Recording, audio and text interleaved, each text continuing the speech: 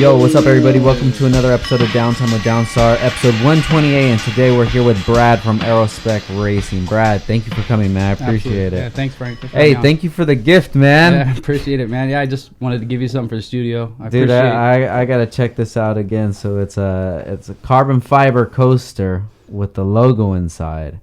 This is awesome, man. Thank you. I really appreciate it. Appreciate it, man. So, if you can, please give us a quick breakdown of who you are and what you do. So my name's Brad. I run Aero Spec Racing solely. So I do composites, carbon fiber. I really started messing around with fiberglass initially, and then just moved to carbon. So it's a long story, but just a breakdown, like everything that I do is 100% carbon. I don't mess with fiberglass. There's no fiberglass backing. There's no gel coat. I really want to focus on 100% carbon. So now there's some applications where core material might be necessary. Yeah. Right. But right now, like, there's something that's like I'm working on just because it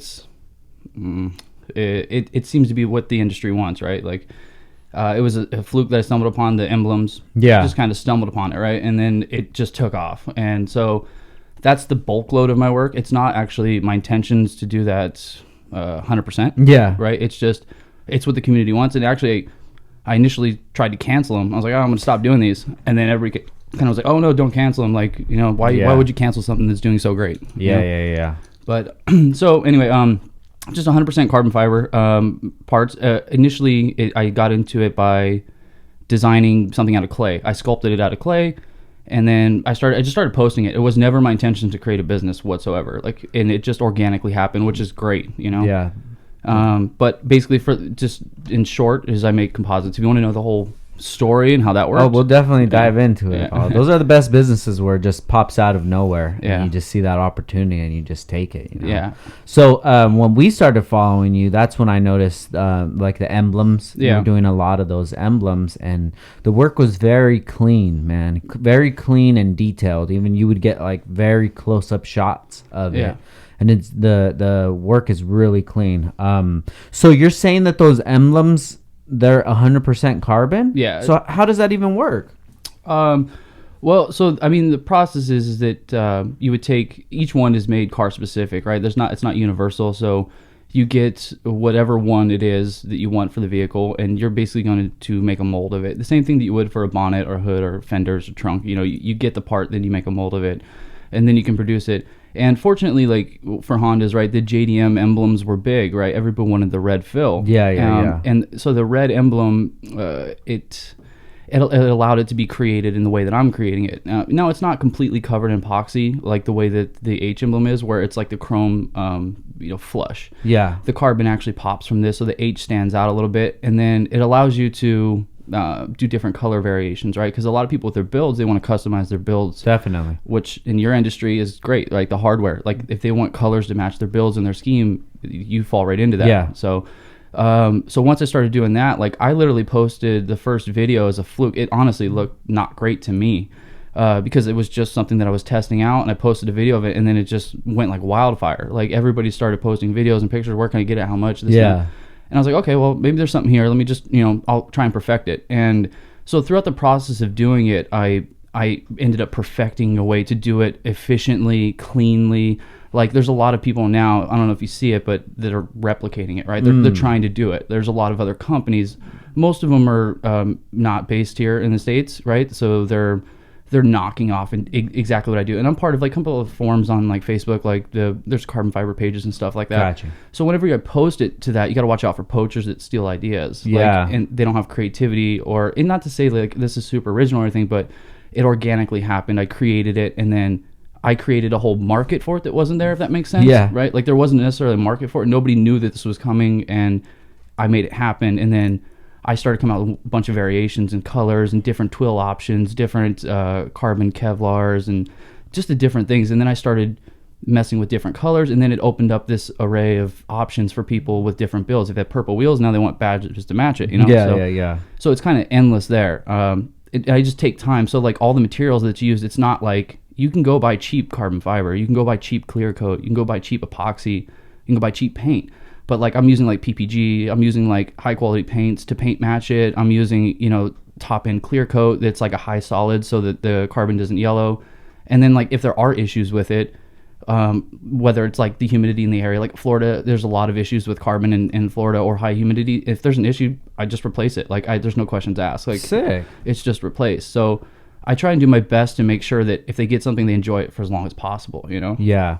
So on the emblems itself, the color, that's actual paint? It's hand painted, yeah. So everything is hand painted. So wow. It has to be now. Like I said, there's a perfection to it. So if you look at some of the other ones, they might not have got to the point of perfecting it, but it's paint that's mixed in with an epoxy. And if you use the viscosity of the epoxy will cause it to bleed up on the H. So you have to find this right balance of the proper epoxy and proper paint ratio so it doesn't bleed up on the H and look funny. So that's all hand painted in there. And if it flows too wet, it'll kind of roll up onto the edges and it won't look as clean. You won't have like a clean H. So once that's filled in there, then you have to basically let that. There's a B stage curing is what it's called. Then you can put your top coat on it to where it'll chemically bond and not mechanically bond, so you don't have to sand it. Because sanding, if there's any pinholes or anything like that, then you can get debris inside of it, and then it won't look as clean. So there's a balance, and there's like a way to learn how to do it. And through me, everything's trial and error. I wasn't taught. Everything was just learned initially by myself as a passion. Yeah. So how long does it take you to make one of these emblems? So because of the carbon, because of the epoxy, because of the clear coat, there's stages where it takes time in between each one to be made. Like, so it's never one at a time. Everything's done in batches to try and be as efficient as efficient as possible. So if I start on one, it's going to take a day if I'm doing like a batch or say, it's going to take a day to like infuse everything or cut all the material. Like there's so many steps in it. It's not just making it, right? You have to cut the template for the squares of the carbon that are going to go into the mold. You have to cut the peel ply, the flow media. So there's like a whole step involved into just getting it ready to lay up into the mold. Then you can lay it into the mold. You can do that. Let's say the process will take a day of getting it all ready to go and infused. Then you have to let it cure, ideally for 24 to 48 hours, depending on the conditions in the shop. Then you can pull it from the mold. Then you can go ahead and begin the process of laying in the epoxy. So laying the color in of hand painting it's probably about 20 minutes per set. Okay. So then after you lay that in there, it's got to get to that B stage, which you can, depending on the conditions, you have 10 to 12 hours ish. Then you can go on and apply the clear coat. And then the clear coat, if you're just letting it, you're not baking it, and you're just letting it cure naturally, you got about a 24-hour window before you can really touch it. Yeah. So then you got to wait 24 hours, and then you can go ahead and start trimming it. Fuck. So the process, like on a batch, to get so many of done, it's about a week. And then you have the things of, on this order, like I print out all the invoices, and I have the list of the ones that I have to do. And so I can't do Kevlar in this mold because this mold's already all filled up by all carbon. So I got to wait to the next batch to add that one in. Yeah. So when somebody buys one, what is usually the time that you give for it to be shipped out? So the typical turnaround time is projected at 8 to 10 weeks, and that's an ETA, and I'm behind on orders, and so it could go longer. There's people that have waited up to 6 months to get an order, Oh shit. So the way it works is like, and the thing is, it's a perpetual lead time. Like it hasn't gotten any shorter. So if that person put an order in today, it's not like it would be any faster. Like it's unfortunate that, because everything's solo, right? So like from me, like doing everything, it's like from the time that you get a DM from me, it's me. There's nobody but me. So then the DM, and then the conversation back and forth, and then the actual invoice, and then the actual printing the invoice to put it onto my workload, and then creating the object, and then packaging it and shipping it, and then responding to DMs. Like it's 100% me. Yeah. So it's and when you have, I have a significant amount of orders that are being all managed through me, and then you have like, because the lead time's long, somebody say, hey, I changed my address.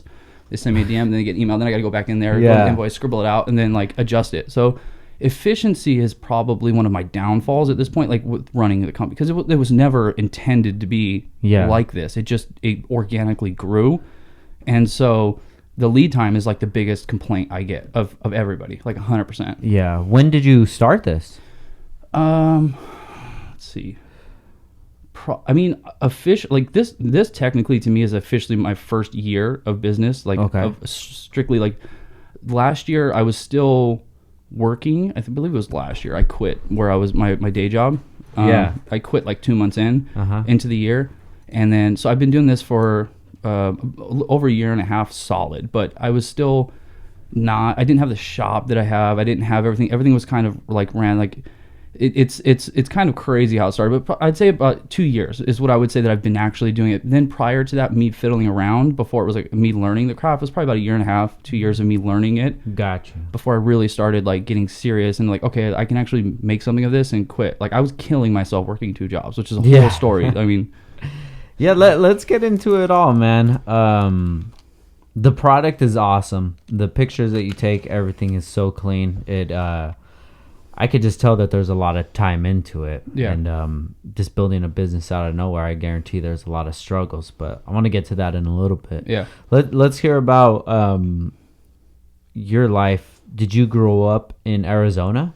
I was born in Pennsylvania. Okay. Lived there for a short period of time. Then moved to California. Lived there for a giant portion. Moved to Arizona for a little bit. My family. This is. And then moved back to California. Lived the bulk of my life. Went to high school in Rancho Cucamonga, Altaloma High School, and then also in Buena Park High School. So my high school and teen years were kind of Rancho Buena Park area out here in Southern California, and then moved back to Phoenix to actually get a welding job. Started doing some welding at Gatorade, and that wasn't really working out. It wasn't getting the hours like I was intended to. So I ended up getting a different job, which I've worked in a lot of different fields. So I ended up getting a job at office job, working at American Express. Funny enough, in business accounts. So I dealt with a bunch of business. I can, everybody's account. Dealt with small businesses up to Disneyland account, like where you can see the transactions and stuff like that. So it's actually their merchant account. So I'm sure you have a merchant account for Downstar, right? Like where you accept Visa, American Express. So when you set up that merchant account, I was one of the managers there at American Express. So got you. So you grew up in where did you spend most of your like teen years at? California was mostly Southern California. Rancho Cucamonga? Yeah, Rancho Cucamonga. So then there, and then you said Buena Park? Yeah. That's a big difference. Yeah. Fullerton, Buena Park, it's right there. So it was about 45 minutes from Rancho. Yeah. Got you. Yeah. So what was it like growing up in Rancho Cucamonga? It was just normal, man. I mean, there's nothing. It's so normal that they made the movie the Friday. It was such like a suburban normal. That's the first time I ever heard of that city. Everybody, we say that name, they don't know. But Rancho Cucamonga. Yeah. So it was basic, man. I mean, we lived it was actually a little part. It's called Red Hill, and so there's a lot of custom houses on Red Hill and stuff like that. But we lived in kind of the track home. I actually lived with my grandma. My home life wasn't great, like with my parents, but I was raised by my grandma and my grandpa. So they taught me. My grandma and grandpa just taught me a lot of like respect and stuff. Family, really family oriented. Everybody came over to our house for the holidays because of my grandma. So I was fortunate to be raised by my grandma and grandpa. Whose side of the family was that?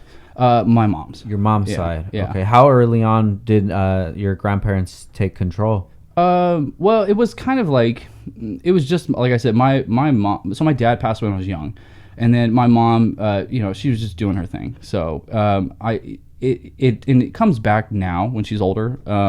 She regrets decisions that she made, right? Yeah. So it comes back and part of that, all these type of things develop you as a character. Yeah. Like, so you hear it from other people and stuff. There's not really many interesting people that have perfect lives. Yeah, you know definitely. what I'm saying? Like the people who usually thrive or develop or get a personality that's unique or something like that, they usually had something going on in their past. So I don't look at anything in my past negatively. It just shaped me as who I am. So my grandma and grandpa. I mean, I was even when my mom was there, she was living with her parents. So it's like my mom was still there, and then she ended up, not being there and stuff. So I was young when I lived with my grandma and grandpa. I was with them I have almost zero memories of living specifically with my mom and my father. So it was most of my childhood and adult years. And I moved out when I was like 17 or 16 or 17, something like that. Yeah, I moved out fairly early, and then when I was living out here in Buena Park, I was living with friends, going to high school and stuff like that. So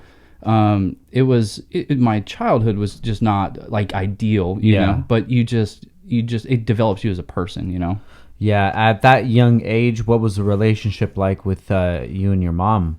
I feel like my mom's always loved me. Like she's always loved me. I just think that maybe she wasn't ready to grow up, right? Yeah. When she or whatever the case is. I don't dive into that. I don't ever hit her up like, hey, like I talk to my mom all the time. Like she lives out in Arizona with me, not with me, but out there, you know. And I don't ask her about her past. Her decisions are her past, and you get one life to live. So if that's how she chose to live her life, that's what it is. So now it's just, hey, mom, I love you. Come over for Thanksgiving. She comes over and stuff. I don't hold resentment for anybody. I'm really hard to like upset or like have resentment towards somebody, like if they do something wrong. So whatever her decisions were, it made me who I am, and that's the character that I am today. Yeah. Did you ever listen to her discipline to you, or was it mostly your grandparents? Yeah, I mean, she disciplined me. I probably didn't listen much as a kid, like even right, because you don't have that solid foundation. Yeah. And you don't have there's not really consequences, right? Like, what are you gonna do, grandma? Like, yeah, like, I'll just like run out, so in as much as they try to discipline me, it only works so well, so it just my uncle was more of a father figure, so my uncle would help me out or point me in the right direction. He was the guidance. He was successful, and he offered guidance in a way on how to be successful. Just focus, stay determined, stuff like that, and that stuck with me, and had a good relationship with him to this day. So what kind of stuff were you into at that age? So I've always been a person about cars, like for sure. Like so I remember when I moved to Arizona for a few years, lived out there for like 2 years. I was 13 at the time. And I got my first job when I was 13, selling newspapers door to door, the Arizona Republic, knocking on doors. And the way I got it was hustling this guy. Like, he wanted to get into the gate. He's like, hey, I forgot my gate key. Can you open it up? And I was like, I don't know. I don't trust you. Just kind of grilling him a little bit. And he's like, hey, man, you're like, you can talk pretty good. He's like, you interested in a job? I was like, I'm only 13, man. He's like, well, it's not necessarily legal, but we might be able to work something out. And we went around door to door. This is when newspapers were big. So we were knocking on doors and, hey, would you like to sign up for the Arizona Republic? So much of this will go to my college tuition. And so you're just kind of selling subscriptions. And I started making more money than my parents at 13, 14. Oh, shit. I was making, $600 a week, which is, for at that time, at that age, was good money. It was. And so, like, if I wanted something, I got it. Like, I wanted a GoPed, I bought a GoPed, So, but I remember walking around, knocking on doors, and just hearing cars drive by. Yeah. I'm like, dude, one day I'm gonna have a badass car, And you hear and I didn't know much about cars. Yeah. But I would just hear the car, and I'm like, well, I'm gonna have a car that sounds like that, Yeah. And so I've always been into cars, and I've always been into I just wanted a nice car. I didn't know back then. I didn't know what, didn't know how, and then. Originally, my first car I ever truly wanted, was a 300ZX. I saw this dude with just a black one at a gas station when I was in like 16, 17, just black on black. It was an older gentleman that owned it, just super clean. It was, I think it was a twin turbo model, just really nice. And I was like, dude, that's gonna be my first car. Like, I want it. And it wasn't, but it was something. I was just always looking in the Auto Trader, how much, that's just something you were doing. So, but yeah, my first car was actually a Prelude, 91 Prelude, the 4-wheel steering. So I love that car, totaled it. And then next one I got was a CRX. So sick, dude. So you didn't have any friends or family that was really into cars? No. So my friends, the ones that I started growing up with, mostly out here in Buena Park or Fullerton, that's, one of my buddies, Dana, we got into cars a lot. Like, and it was kind of just always me and him kind of always had this, like, I had a Rex, he had an EG, and then, now I have a 9th gen and he has a 9th gen, and he has a coupe, I have a Snap. So he's somebody that me and him have always been just like close with cars, and we always kind of had the same passion for cars. And I always kind of knew I wanted to start a business. I just didn't know that this was going to be it. Like, me and him talked a lot about, like, maybe we should just buy like cars and like from wrecking yards and then like flip them. We'll fix them up. And we talked about ways and ideas on how we can, be in the car industry and make money, and we just never worked out. And like, this is what I did was just a fluke. You know what I'm saying? So, but he's been into cars. A couple of my other buddy, he's into boats, and he's had a few cars. He had an EG and stuff. So I was around a few people. I used to go to Ontario street races a lot, so I knew some people that went to those and stuff. And then LA, went to the LA street races and stuff. And I kind of got into with a couple groups that used to go to those and the illegal street races and stuff like that. But it was never really my thing to do that. Like, it was cool to go to them and experience it. I just wasn't that big into that. I prefer the track. I prefer circuit. I was never a drag racing fan necessarily. I really like time attack or circuit racing more than drag or quarter mile. So, where my buddy is kind of more into quarter miles or, fast, straight. So. Yeah. Got you. So did you said you knew that you wanted to start a business. Did you already have like a hustler mentality at a young age? Yeah, man. I mean, like I said, my first job was at 13 selling newspapers. And then even before that, like when I lived in Red Hill and Rancho, it's like I said, I didn't have like money like to where my parents didn't buy me. You know what I'm saying? So if I wanted to go to Raging Waters, I had to earn that. So what I did was I knocked on doors around my neighborhood and I started washing people's cars. And I would literally just knock on everybody's door. Hey, and I knew everybody's name. Like I knew like my whole neighborhood, like almost my name. I knew like all their houses, and like I had deals where like once a week I'd go and wash their car, and like that's how I'd make money. And then I started cutting their grass and mowing their lawn. I'd push my lawnmower around, and that's how I'd sign contract. Like, hey, like 3 months, like this is how much it is. Like let's do that. And then okay. And so whenever I wanted to earn money, me and my friends would actually go and we'd just go and do it. Like, all right, this person wants their SUV, that's $15. They want their car, that's $10. And like we'd wash it and be like, okay, we'll get the money, we'll split it, and let's go to Raging Waters, like whatever, let's go have pizza. Yeah. That's how we do it. I'd have to earn my money, like I didn't have money that was given to me. It wasn't no allowance or anything like that. Yeah. It's always the best money to get, though. It is. Yeah. It really teaches you, like, and it's weird because, I have a daughter that's young, and she sees me working, and she sees me making stuff for people, and she already has that mentality in her. Like, she wants to just make stuff. Like, we're having, like, people over for Christmas. She's like, I'm going to paint a little bunch of paintings and set it up as a gallery and sell them to the people. I'm like, you're going to hustle your family up.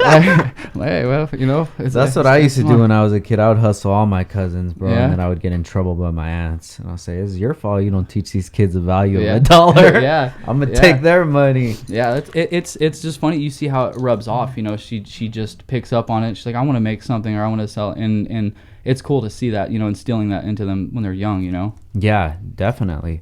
So, was there anything else that you were into that, like you were selling, or any other ways that you were making money at a younger age? No, it was basically just that. I mean, it went from that to just working at a company and stuff like that. So how did you get people to have trust in you at a young age? Just door to door, man. I mean, they knew me. They knew.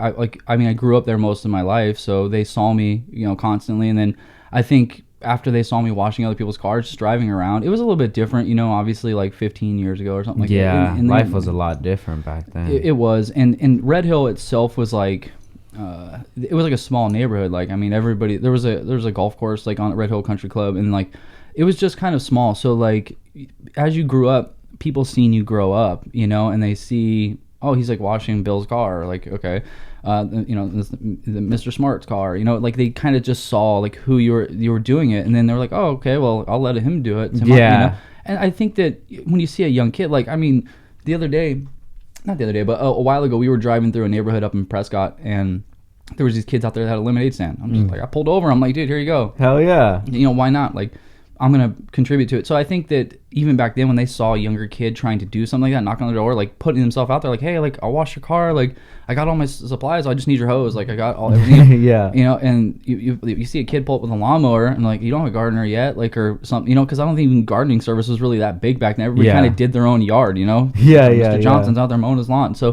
they're like, I don't want to do it this weekend. I'll have him do it. Sure. Why not? So it just, they gained your trust, and you just did it. The contract thing was like, I only had a couple people do that, and I just, that was like when I was getting a little bit older and kind of maybe a little bit more savvy. Like, well, if I can have him sign up, then it's like guaranteed money for, like 3 months from him. I just come every 2 weeks. So I started talking, and then I was like, and then I ended up just like kind of getting a job, not really doing that much, but it started like, I guess maybe that's where a business mind maybe started coming in. Hey, this can turn into something, and it probably could have really turned into something big if I just stuck with it, Yeah. But obviously it's not where your passion is, so it's not something that you're really going to think about in that way. Like, yeah. So what's something that you're really passionate about? I like making stuff. I mean, that's just like, I like it doesn't matter what it is. Like, I really just like creating it. Like, even like those coasters, it's something small, but it's like, it's cool to make. I actually like making new things. Yeah. I'm not really a repetitive person. So the emblems itself, it's like really repetitive. And it was one of the reasons why like I kind of wanted to move away from it, because I feel like it became overwhelming to a certain point, and there's a lot of I think mentality right now where it's like people want stuff now. Yeah. And I think it's hard to deliver on that like Amazon Prime scale, like now, especially when it's like custom and like there's not like, it's not off the shelf. Everything's custom. So, and then I kind of wanted to, initially my whole plan was to make Aero parts. I mean, that's where Aero Spec Racing came from. Like I really want to make aerodynamic parts. I want to make parts that are functional, parts that are going to divert air in the right way, parts that are going to perform and help the vehicle, weight reduction. That was more, like I said, as a fluke, as a side project, but it did turn out to be something that is great. Now, it probably will morph to something that's not being done dominantly, like as my primary thing. It probably will fall on the side as other things develop and stuff like that. It's just hard doing that, plus creating new content, like new stuff. Creating new stuff it's time consuming. Like it's very easy to like see something that somebody's doing and replicate it. Like one of my standards. So when I started this, I went to I was getting my stuff from this fiberglass place called Sticky Stuff Composites. It's an old school dude in there, just really old, name Marvin, just really old school, and just like you can go there and learn a class. Like he would teach you stuff. But one of the things he said to me is like, you don't replicate somebody else's work. Mm-hmm. Like you don't ever like, so if you come out with original design or something, like, so I won't ever replicate any aftermarket company's product. OEM, that's it. Like OEM or my own design. So if somebody comes at me and's like, hey, like I have a Jay's Racing lip, like can you make it? No. Yeah. I won't replicate it. Like, oh, I have a Mugen kit. No. As close as you think Mugen is to Honda, it's not OEM, it's an aftermarket product. Mm-hmm. I won't replicate it. I won't replicate anything aftermarket.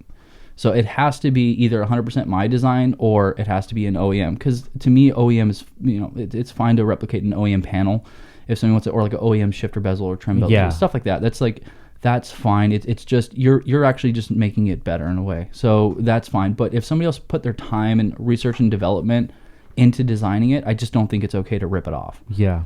How familiar are you with the Honda community before you started the business?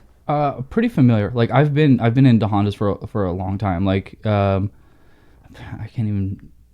I'm not good with like time frames on like when I started. Like, but I've followed it for a long time. I mean, I've been going to IBOC, I think, the second year. So, like, after they started from the IBOC factory. So, I've been going for a long time. I've been into the Honda community, pretty deep. Like, from Honda Tech days, going on to the forums and stuff like that. But once again, like, I'm not somebody who's super deep into, like, the drama or anything like that. Yeah. So, I go on there for my research and I see what's going around, what people like. I see like the trends and kind of how they're moving. But at the end of the day, like I kind of know what I like. Yeah. And I know what I like to make, or like what style I like. There's a lot of things going on in the Honda community where people just talk down on somebody's style or somebody's like, what they're doing to their car. They're so worried about what other people are doing, or that just focus on, like, if they're doing that, that's fine. Like, it doesn't impact you in any way.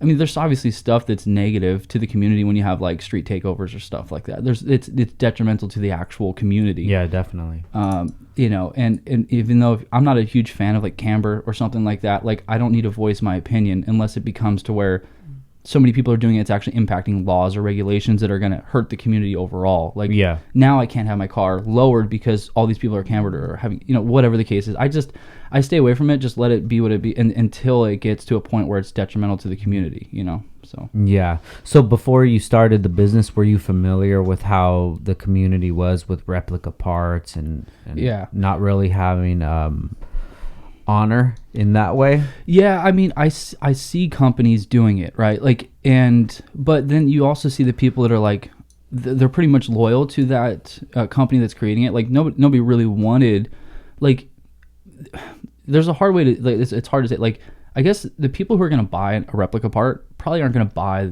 the original anyway. Yeah. And I don't know if you struggle with that, like with your hardware, because as far as I know, you're probably one of the first, if not the first person to really bring like customized hardware, like mainstream, like to the community. Like, we got different options for you. You know? Definitely. So did you struggle with that at all? Did you? Hell yeah. With aftermarket, like, because you go on like Wish and you can see like Password JDM knockoff, like and you see like other companies. Do you have issues with that, with them knocking off your stuff? Yeah, we have that. I mean, it used to bother me a lot more in the past, but I feel like 50% is the product, the other 50% is the brand, and 100% of it is what people want to support. Right. So even if people can get a product that looks like ours, it's still not ours. Right. And it doesn't represent what Downstar represents. Yeah. Like, you don't even need our hardware. You don't need it. You could just use the OEM stuff or whatever, and your car will still run. Right. People want to get our stuff because of what it is and what it represents. So,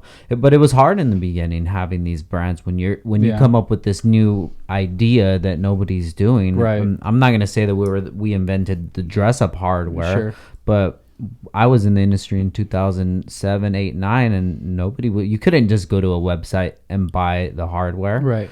And there was another company called Gallery Fresh before. Mm-hmm. That hardware was the price point on it was super expensive. So a lot of Honda guys weren't even looking at that as an option. And that was a really cool company. So when we first started off, a lot of people were just saying like, yo, this isn't going to work. No one's going to buy those bolts from you. Yeah. And then once people started recognizing that we were making moves, and the light bulb went off in their head, and then they started copying us and replicating kits off of our kits and things like that. And at the time, it bothered me a lot, but nowadays, I really don't care that much, because it says a lot more about them than it does me. Yeah. Like, we're coming out with new, innovative, unique ideas, right, and they're coming out with ideas that we had in 2014. Yeah. So, I mean, it just bothers me that that's so widely accepted in the community, and there's so many people in the community that don't have that foresight to see somebody who's a one-man show like yourself or like me for so long that none of that even mattered to them. All that mattered was saving a couple bucks. Yeah. And that says more about them than it does about anything else. Yeah, so reading comments and stuff like that, like I look at, I'm just a shadow most of the time. I don't get mixed in, but I do see a lot of stuff where, like, people, like, some will come out and they'll be like, oh, and give it a few weeks or months and they'll have a replica for half the price. And I'm like, the thing I guess that I just people to understand is that if you continue to buy aftermarket products that are replicated off of that original design, what you're doing is taking the money from that person's pocket that designed it, and they will no longer have the funds to develop or design new things. Yeah. And if they can't fund or design new things, just because this other company's cheaper, of course it's cheaper. They spent no money designing or developing. They bought that product and replicated it, and you're getting it for a fraction of the cost with probably cheaper materials. When you buy something from the original producer or designer, you're paying them back for designing a new piece for the community. If those companies no longer have money to, or no desire, like, what if I'm going to come out and spend weeks or months designing a spoiler, right? And then as soon as I drop it, 3 other companies rep it, and then they start selling it for half the cost. And now all that time that I invested in designing it, I'm not seeing a return on my investment. The ROI is 0 because everybody's buying replicas. So what's going to be my incentive to design a new product if I have no ROI on that? And eventually, if everybody keeps buying aftermarket or knockoffs of the design, those companies aren't going to exist to create new products. And you're going to have to rely on those knockoff companies to come out with. That didn't have any ideas in the first place. Exactly, yeah. There's very little creative people. And those creative people, those are the ones that we need to protect and we need to support, because without them, the industry isn't going to thrive like it does. Now, here's 2 perfect examples. One perfect example was, I don't know if you're familiar with M's JDM Racing. I've heard of them. M's JDM Motors. I forget, man. But they would import stuff from Japan, and he actually came out with his own brand. It was called Dimes Performance. Okay. So they made shifter bushings, like solid shifter bushings, and it was a cool, very cool design. Right when that product came out, it was like 6 months, and it was knocked off by at least 3 other companies. Mm-hmm.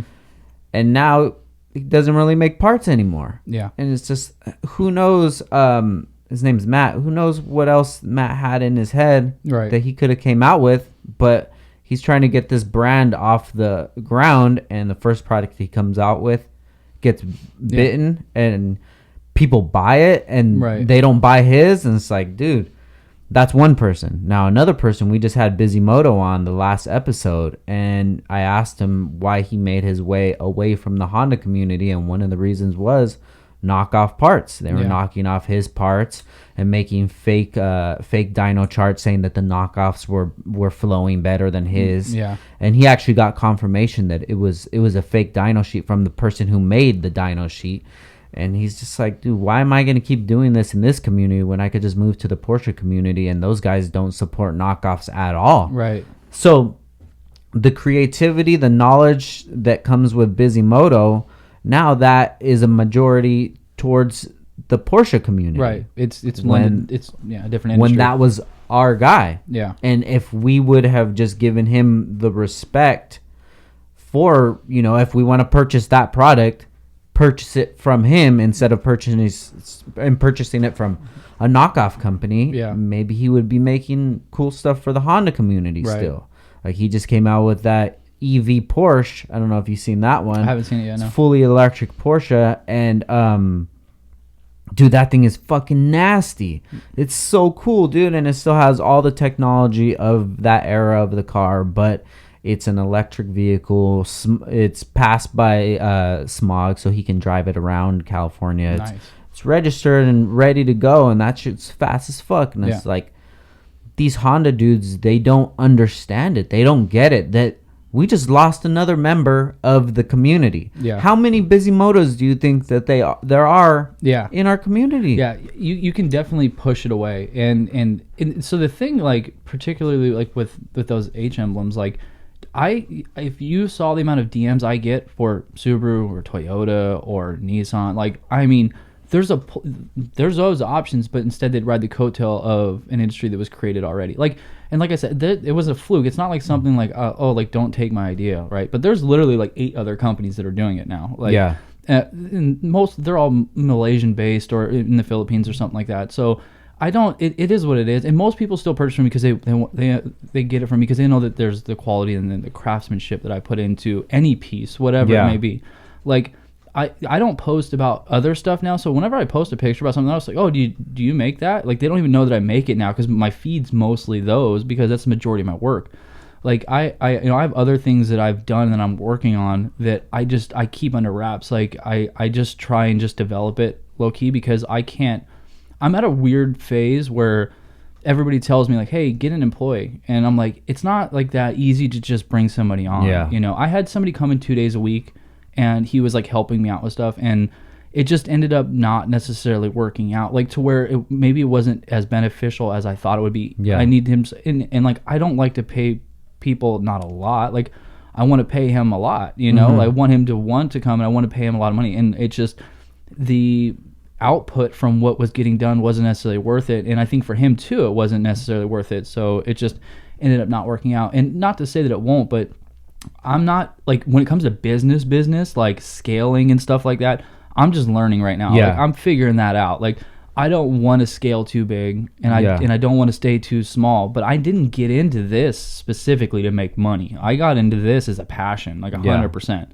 So it's really weird trying to balance that. Like, I don't just want to take people's money and just make them something and ship it out. That's not, like, I want to make something for each car that they want. Yeah.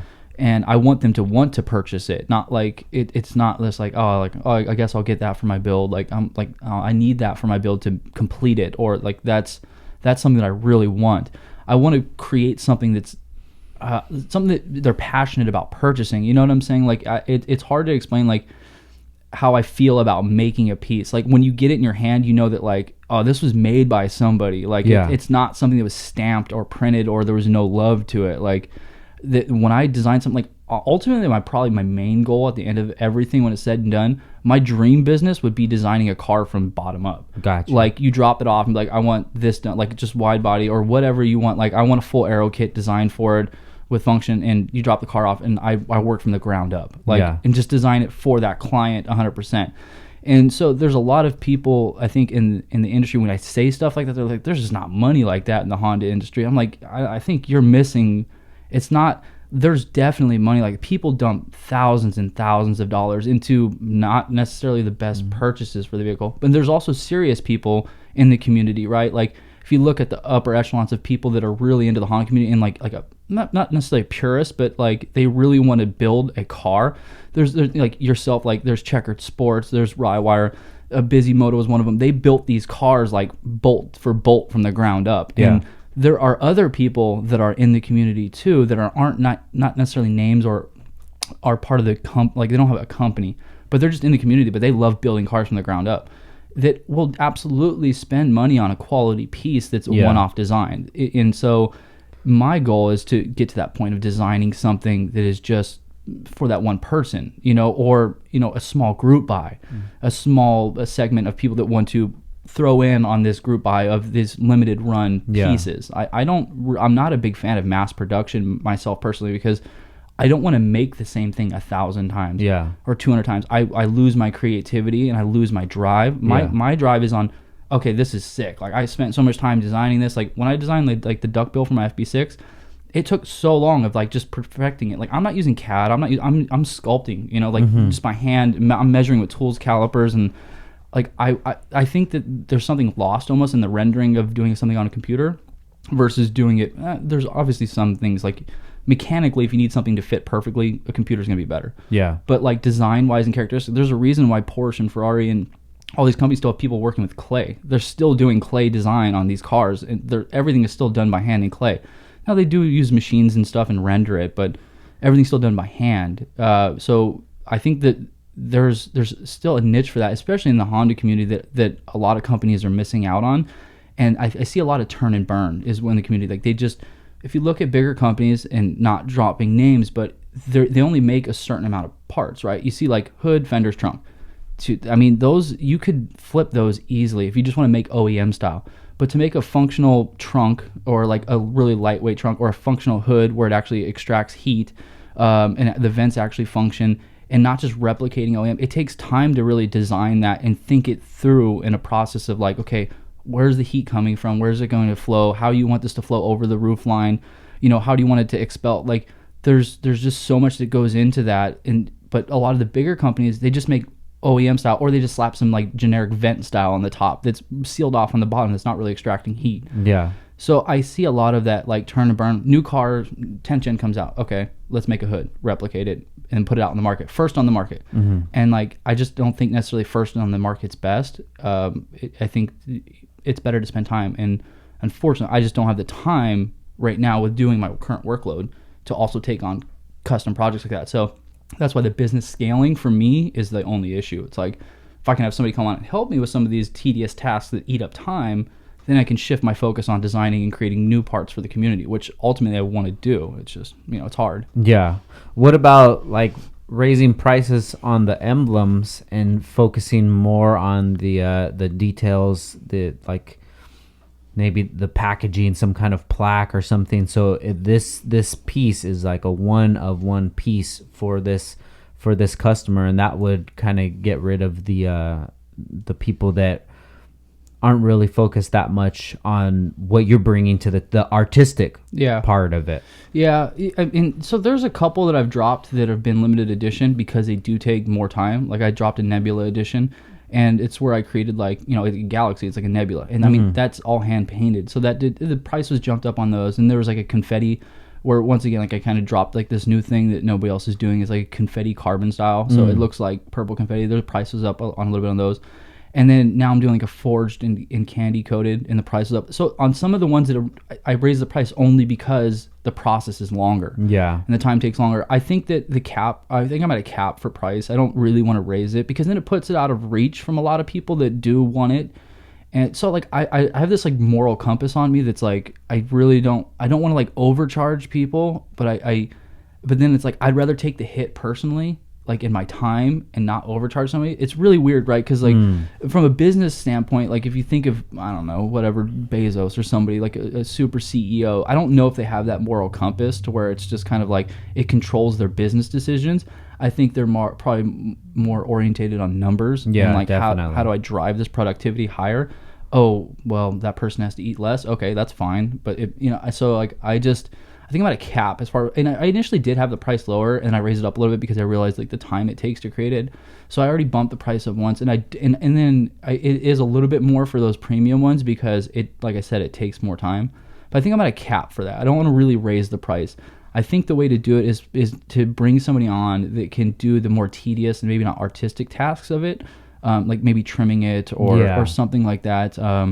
Cutting the material, you know, I can spend a whole day just cutting material for a week's worth of, you know, layup. So just doing that type of stuff. My wife was helping me out cutting it, but we had a second child, and like, so now it's just like she just does that, you know, like she takes care of our kids, and I'm like, that's all I can ask for her, you know, like I don't want her to take on more. So if I can bring somebody on, even if it's a younger kid, and mentor him throughout the way, that's probably the way to go, and probably where I'm leading to. Yeah. It's just a matter of just kind of getting things a little bit more organized. I've only been in this new shop for, you know, almost a year now. So getting everything set up took time. There's been a lot of just kind of setbacks throughout, this process, right? Of like starting. There's a lot of setbacks that I don't think people see from the outside. They just, and a lot of people, they still, when they message me and stuff, they're like, hey, do you guys plan on making this? And like, I think they think you guys, like there's multiple, and like it's just me. And I don't know that a lot of people, I gained a lot of followers in a short period of time. So I think people still think it's like a company that's like there's multiple people working on this, or like, hey, I messaged you guys the other day and I didn't get a response. Yeah. And it's just me, like, and if I make a post, I'm fortunate, like, don't get me wrong, like I'm like, to have all these people that are wanting a product from me, I'm fortunate. Like, I don't want people to take it the wrong way. Like, I'm not like I'm complaining, but if I post something, like my DMs do kind of go a little crazy, and so messages get bumped down. And then if I start responding, I get into like 30 conversations. And if you can imagine, if one conversation that you're having with somebody, especially to have a conversation of like, hey, I'm not sure what color, like, do you offer this color? I changed my grill so that I have a different generation grill. Will this fit on mine? And so you have, 20 of those conversations going on. There goes a day's worth of work if I just spend time messaging everybody. So unfortunately, I have to set messages aside and then just work, and then pull up messages when I can throughout work. It's a full-time job to message right now with the way orders are. It's just, it would literally take all day to go through DMs, Yeah. I think that's the natural step, is just adding somebody else to the team and, delegating some of those kind of tasks to them. But also, I was looking at your Instagram, and there's not much of an example showing the behind the scenes of it to kind of humanize the brand. It's only right for people to believe that it's a company, because everything that it's showing, it's not showing that it's a one-man team, that you're with your family, you got family time, and I think that that's one thing that has really benefited us as well. Me kind of being a separate entity from Downstar, so people can see like the behind the scenes.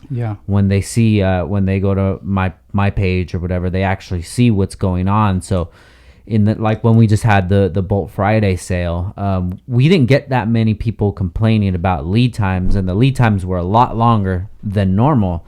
But people understood, because we're posting pictures of getting orders done, doing it, being at the shop late, getting parts from anodizing, just grinding. So it makes sense to them. But when there's none of that, people think, well, I mean, this must just be a big company that they're just shooting stuff out, right? So that might be an opportunity as well, just to put a little bit more of yourself in there. Have you ever thought about that? So initially, if you look back on my Instagram, I actually have never deleted any photos from the beginning of my process. And so you can go back to the beginning and see the first junk that I was making, right? Like this clay lump on the back of a CRX when I was making a spoiler. And I did leave that intentionally, just to show that like this is the progression of where I started. I started from nothing, like, not really knowing. This is something that I've learned. And I was, a while ago, I was posting processes of me like doing stuff, like I'd have it even live videos and stuff like that of me trimming or doing stuff like that. But I noticed once I started doing that is when the copying started coming, because they see the process of how I'm doing it. And because like I said, it's become a way of me perfecting it and becoming efficient at it and getting quality. They see the way that I might be trimming it and how fast I'm doing it, or they see the way I'm laying in the paint. And whenever I did that is when I started seeing it coming. Now there are the other things that I can do, in post, and yes, I have thought about doing it. It's a a double-sided coin, or whatever, how you want to say it, a double-ended sword, because the more I post, the more messages I get, and then the less I post, then the more messages I get about, hey, any updates, right? Because then people are asking for updates. And it's like, if I post updates, then I get questions about, is that my update? And it's like, so it's like this weird balancing act. I think normalize, or maybe adding a human element to it, where they see me doing more and working more. And I've thought about doing that, like where I wake up in the morning, I post a story of like my morning, I'm up, Definitely. I'm getting at it. And then post, throughout the day, my little snippets of what's going on, and then at night post it, because I'm up at like 6-7 a.m. and I'm working until 12 to 1, all day. Wow. So it's every day. There's pieces of that where like I pick up my daughter because I need my daughter time. I pick up my daughter from school. So most of the time I actually take her to school. Sometimes I pick her up. I take her to school. So I wake up, I do what I got to do a little bit, I get about an hour or 2 hours, then I can take my daughter to school, come home, and then it's back to work, do this and that. And then sometimes, depending on my wife, if she's busy with our son, because we have, he's a year now, if she's busy with him, then I'll go grab her, and if not, then I'll do it. And then we don't really have set dinner times. It's kind of really all around me just working. Yeah. So it is kind of chaotic in a way right now, because we haven't managed that business portion of it. Yeah. Like, okay, you wake up and you work from this time to this time, and then from here to here is family time. It's not like that. Like, even coming out here for Christmas and stuff like that, like, it's hard. Like, I feel like as I should make a post, right, and say, hey guys, I'm gonna be out of the shop for a couple of days. Yeah. And I'm gonna go see some family, and I feel like I should, but I also feel like that's a double-ended sword. Well, if you're going out there, then you're not working on my orders. I feel like I feel pressure to work on people's stuff, and it's hard, and because I'm like behind on orders and stuff like that, but I feel a pressure to work, and rightfully so. But the pressure's real, and like I do feel like, dude, you paid for your part. Like, I want to get it out to you, but understand, like, I'm here and I'm gonna get it. I'm not going anywhere. Yeah. So it's hard to convey both that message of like, I also do need a little me time, or otherwise I'm gonna go crazy. And even still, like, I'm still coming out here for this, to talk to you. You know what I'm saying? And like, I see that this is like an opportunity to meet somebody that started, as far as I know, by himself, and just built something, and has been in the community a long time. So yeah, I can understand a lot of the struggles that you're going through, because I've been through them a lot. And one thing that I really appreciate about our customers is that we have a sort of mutual respect.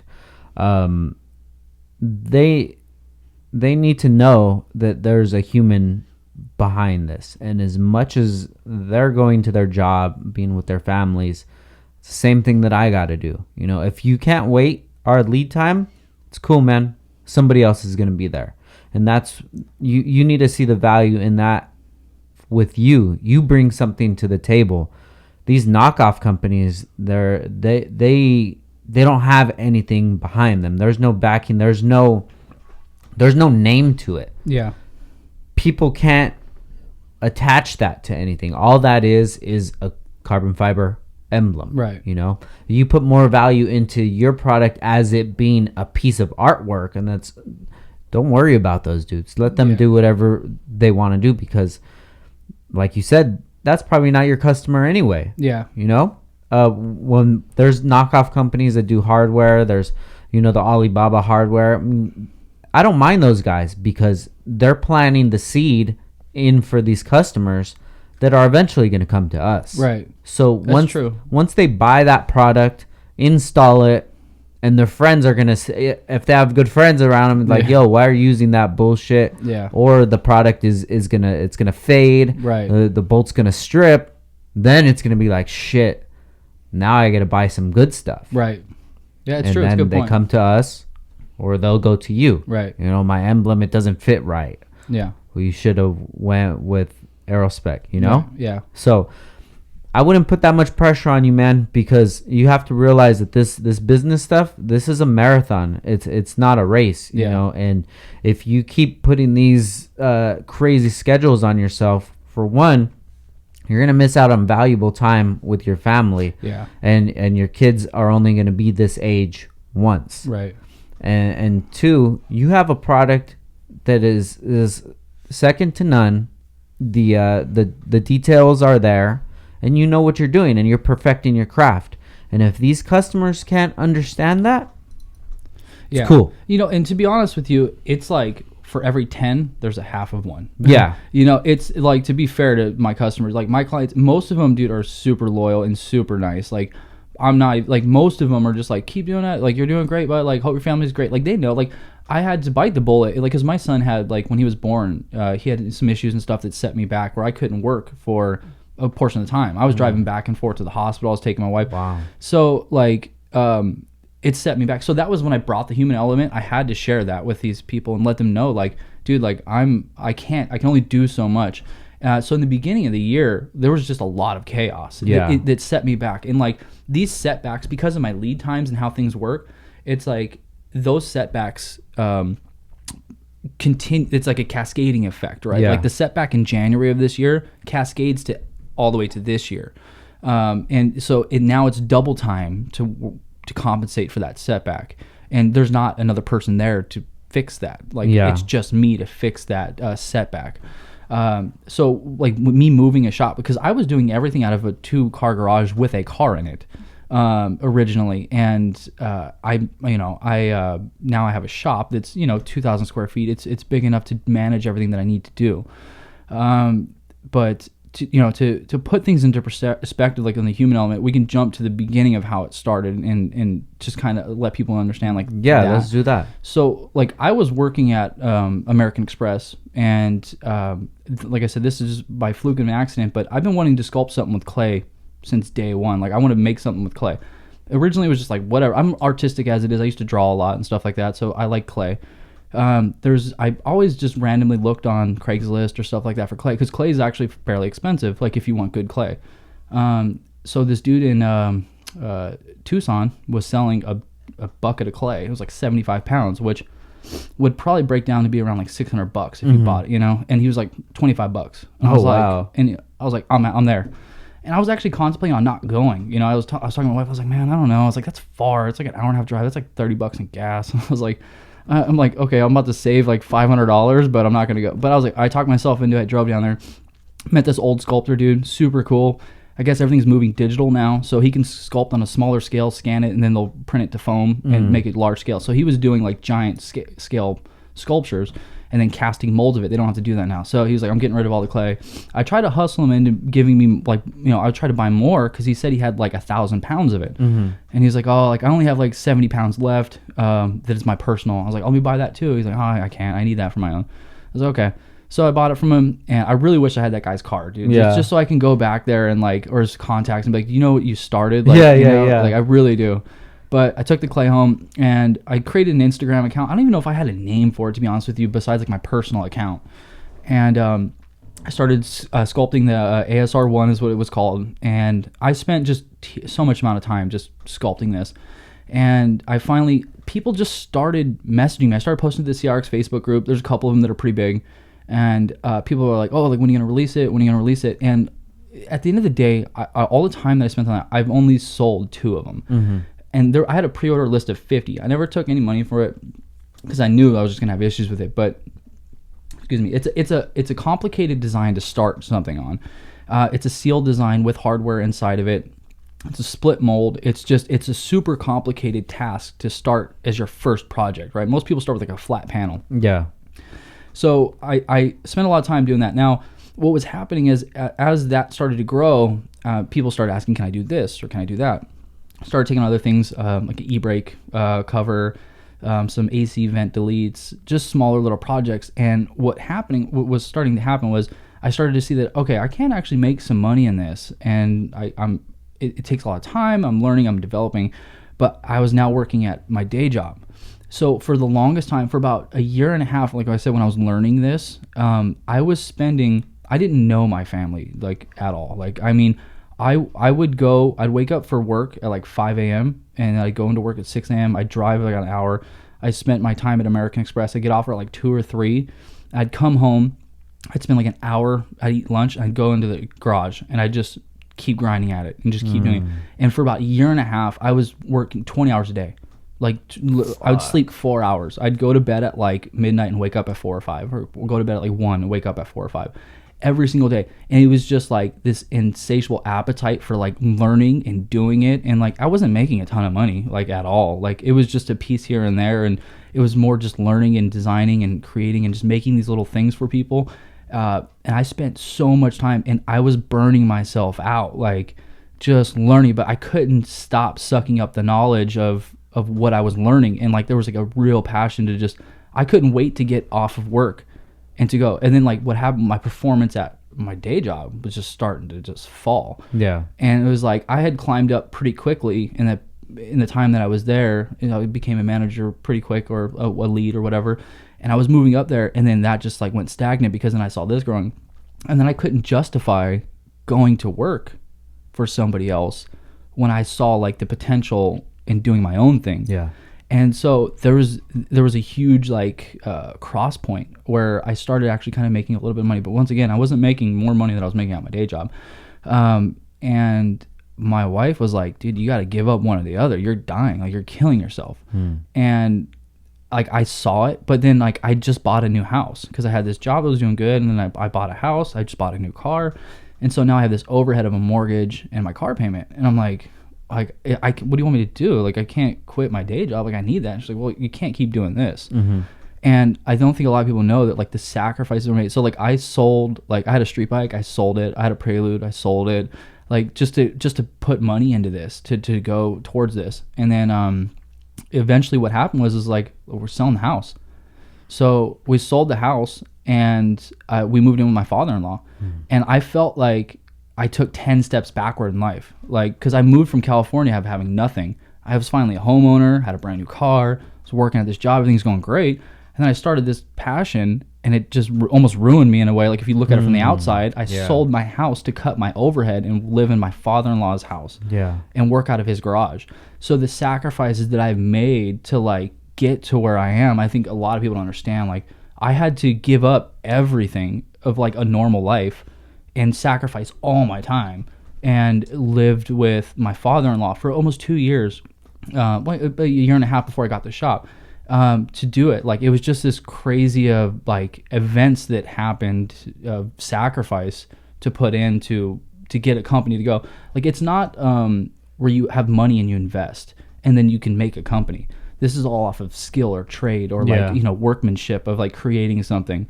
And there's a lot of people I just don't think have that passion or drive to give up. Like my brother, I was telling him, I was in the shop, I was in the garage messing with this stuff, and he'd be drinking. And my neighbor would be out and drinking and stuff, and they'd be like, "What are you doing, dude?" I'm like, "Dude, I'm gonna make something out of this." Like, and they thought I was crazy. Yeah, they're like, "You're crazy, dude." I'm like, "No, I'm gonna make, dude. This is gonna work." Like, I'm gonna make this. Watch one day, dude. Like, I'm just gonna do something. And it just, and so far, it's been great. Like, minus the little hiccups here and there, the progression that I see and the slope has been great. And, like, where it can go has been great. But the starting of it was so rough. And, like, I just think people don't understand, like, to sell your brand new house that you've only lived in for a year. Damn. And just give it up, like, make that call. And then give up your job where you were climbing up. And I could have easily just worked at American Express and made great money. Like, I could have moved up in that company and made good money. And just to, no, I'm going to do this. It was like rolling the dice on this risky gamble that people are going to like what I make and purchase it. Like, they're going to support me as a small company. Like, it's so crazy to do. Like, and think back in retrospect of what ended up happening and how much support I have, like, in the community. Like, the community has been awesome, and they've really supported it. But I don't think a lot of people know, like, the struggles that go into something like this, or like what was sacrificed in order to make it, and like how much time my family and like giving up a house, giving up my car, my street bike. They just don't understand that, So when you were starting off the business and going through all of those hard changes, that put a lot of pressure on your relationship with you and your wife? I think that she was probably a little bit more optimistic at that point and saw it. So I think she saw it more than I did. Like, I was more so like, this is not gonna work. Like, like as much as I told like my brother and stuff, like, oh, it's gonna work. Like, I'm like, in my head, my real doubts and like that I had with my wife was like, I just don't see it right now. Like, I don't know how we're gonna make more than I'm making, at my day job. Like, I gotta, and like realistically, man, I gotta take care of my kid. I gotta support you. Like I don't know, man. Like, in my internal fear, she was like more of like a rock and saying, like, pushing me to like you got to do it. Like, it's one or the other, and I think you should do this, or you're not going to be happy. Because like she knows that ultimately, like I did want to be self-employed. Like I didn't want to work. Like I was also miserable working at American Express. Yeah. You know what I'm saying? Like sitting at my desk job was not pleasant. And as this started growing, people there knew it. Like I really didn't care about that place. Like as much as it's a great company, don't get me wrong. Like they were a great company to work for. Like the benefits and like the people and the staff. Like my manager for putting up with me in the way that I was, because I was towards the end, I was just like, I don't need to be here. That attitude, she was so great with me, but she was more my rock and pushing me to go away and go away from a desk job to do this, you know. Okay, everybody, we're gonna take a quick break for our sponsors, and we'll be back in 1 minute. Yo, what's up, fool? Make sure you check out Downstar for all of your dress-up needs. Get it poppin' over here. We have all the kits for the K-Series, the B-Series, the transmission, the mounts, the engine, the Toro, baby. We have the hardware for the seats, for the stereo. We got it for the speakers. We got it for the lug nuts. We got it for the air valves. We got it for everything, dog. So you make sure you hit us up at downstarinc.com or you call us up, fool. You can even text us, lame, 818-937-3472. Just shoot us a text and tell us what's up, dog. I need some fucking balls in this bitch. Hit us up, downstaring.com. Hey, and if you got an Instagram, slide in our fucking DM at Downstar. Wait, hit up the homie, Frank_Downstar. He's the one that takes care of all the DMs. Hit that level up and shoot him a message, and he'll get you all taken care of real nicely. Yeah. So fast forward to today, how's everything going with you two? So I think we have more stress because she sees the business aspect of it and how it's grown. So like now it's not the stress of like, oh, like, are we going to pay bills, or like, or is there going to be an order, you know, to come through? But it's more so like, we need to manage this better. Like we need to figure out how to really manage this. Like, because the stress, because now I'm working a lot, you know, and she's like, you shouldn't work this much. And part of that, it could be managed by, I'm not orthodox. I don't really like rules in a way. Like, so, like it's part of, I think every entrepreneur wants to do things on their own, right? There's like that saying, it's like an entrepreneur is like the first person doesn't work 40 hours. They don't want to work 40 hours for somebody, but to work 80 for themselves. Whatever. And so that's the thing. It's like, there's stress now because there's a lot more that's involved. There's a lot more riding on it too. Like I don't have a desk job to go right now. Like when I was doing both, I could have stopped this and then just kept my paycheck at my desk job, but there's no paycheck coming tomorrow. I am the pay. Like I have to work to bring money. Like it's different. Like, you can go into an office job and coast. Like you can come in and just be like, I'm just gonna get my work done. And just coast through the day. There's no coasting through it. Like you can't be with a Dremel sleeping. Like you'll cut your hand off. You got to be on and then it's like every time you're responding to somebody, you can't give them a lackadaisical response. Like, yeah, bro, get you soon. Like you gotta, thanks for contacting me, man. I'll get to you as soon as possible. Or like you have to actually. These people are willing to give you their money that they are working for hard, and so it's like you can't take that for granted. So there's a lot more stress of like, I can't take it for granted they're giving me money. I can't take it for granted of what I've built, and I can't take anything for granted. And I have so much more work to do that's riding on me just doing this work. So there's a little bit more stress, and I think it's just about managing time better and orders. A lot of people say like, hey, set up a website. Okay, how do you set up a website though for custom orders? And then like if I went through my DMs right now, I can probably take more orders right now, like a lot more orders. But I can't. I have to have a trickle flow, because if I just take all these orders, it's going to cause the lead time to be even longer. So I can only take one order here, one order there, one order here right now. Like I can't. Everybody's like, hey, I sent you a DM, you didn't respond. Okay. If I responded to every DM and I took every single order, the wait time would now be 2 years. So I can't do that. I have to, if I take your order and if I respond to you, I'm opening up that order for you. That's a spot that I can fit that in, and I can't just stop taking orders. If I stop taking orders, then I have no cash flow to continue making parts and stuff like that. So it's kind of the way that it works. So It's about managing everything, and I think, like I said, the business aspect of it, I'm getting the handle on right now, and trying to not manage it in businesses money wise, but man, it is in time, structure, invoicing, orders, lead times, production, productivity, costs, stuff like that. Like that's what's being worked on right now. So, yeah, I think definitely if you got a worker in there, somebody to maybe even an intern at first, someone to see if they're a good fit, if they're a quick learner. Yeah. And then you bring them on, and then you'll be able to capitalize on all those orders. But yeah, dude, I've been in the same position where you're just stressing out. You're the only person doing this. You're the only person doing everything. Yeah. And you burn out quick, man. So for your industry, like when you're looking at for like new things that can be done or developed, like how do you go about, is it based off of like a new generation coming out and new hardware that you would design for it, or do you look at older chassis and try to figure out new ways to bring something new to the table for them? Well, I mean, the good thing about us right now is that the ball's just rolling. Every day we have orders coming in for just whatever that people need for their builds, right? So it's not like things slow down and I got to come up with a new product and think of something so we get some money coming in, But the things that I like to do are things that bring me happiness, that are creative things, things that I want to do. Like I'm not really focused on the new cars coming out and, we got to have a kit for this before the car even comes out, because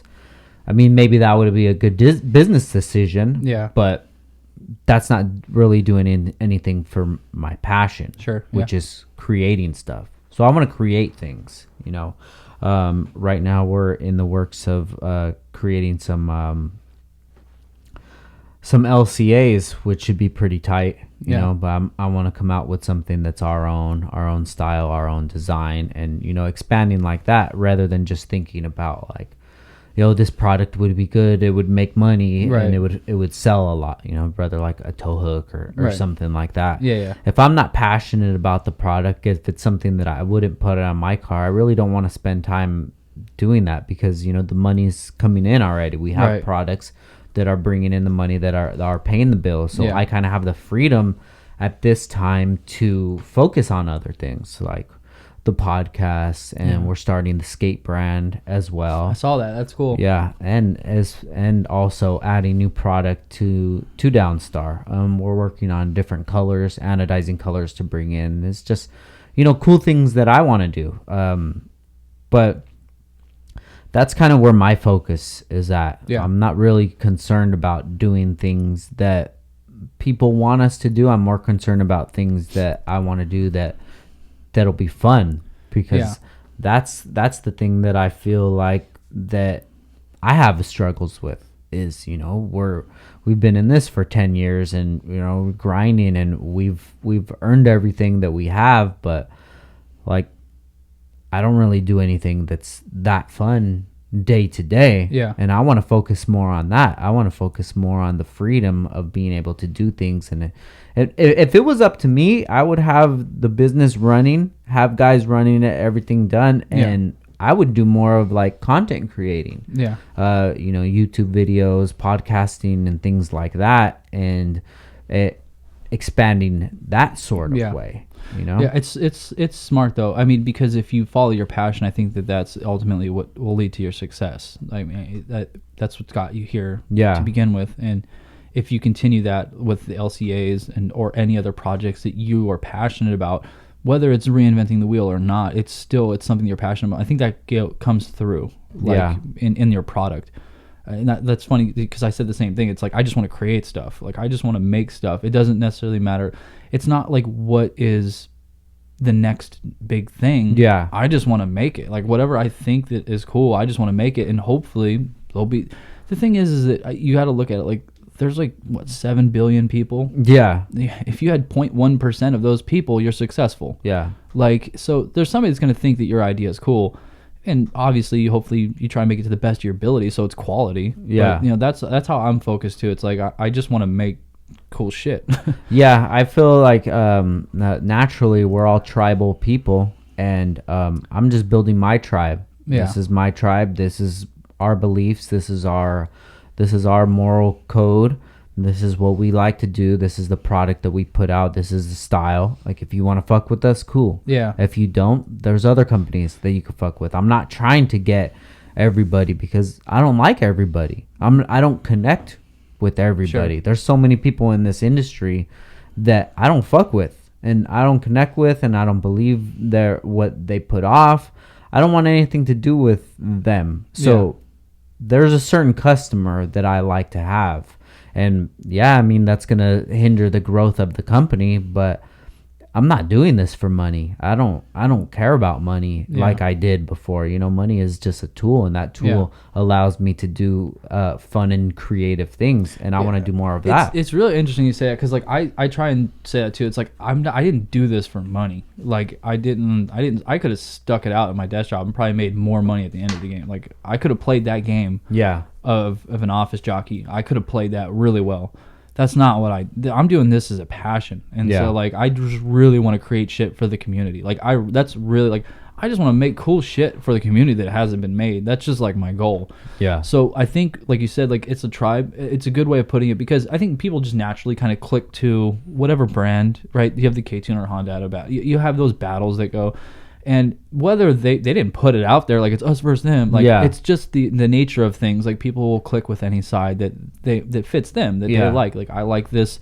This is the whole Apple Samsung thing, right? Like I like the usability and friendly. You know, it's just the way it is. So I think that you putting it like as it's a tribe, it makes sense. Yeah, you know? And there's people that still to this day, they'll comment on one of our quote unquote competitors and say, you know, something Downstar's better or whatever. And if they tag us, I'll say, yo, don't be bringing us into this shit, dude. Like, I want people to be able to have their product and our product at the same time. You know, that I don't want to make people choose. I don't want to have people pick. You know, if they find value in their product, cool. If they find value in our product, cool. But if those other competitors come out with some product, I'm not going to look at it and say like, oh, that's a good idea. I'm going to make something. Right. I don't care, dude. That's not something that brings me happiness and enjoyment.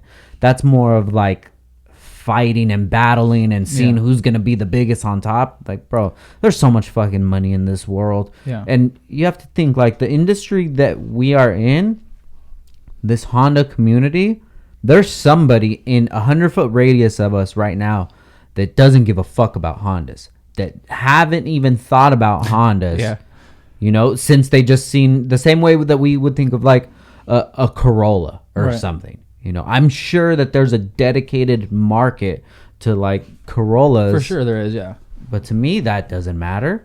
So if I'm able to provide for my family, have a business, and make my own schedule where I can do whatever I want to do. I don't have a boss that's down my throat.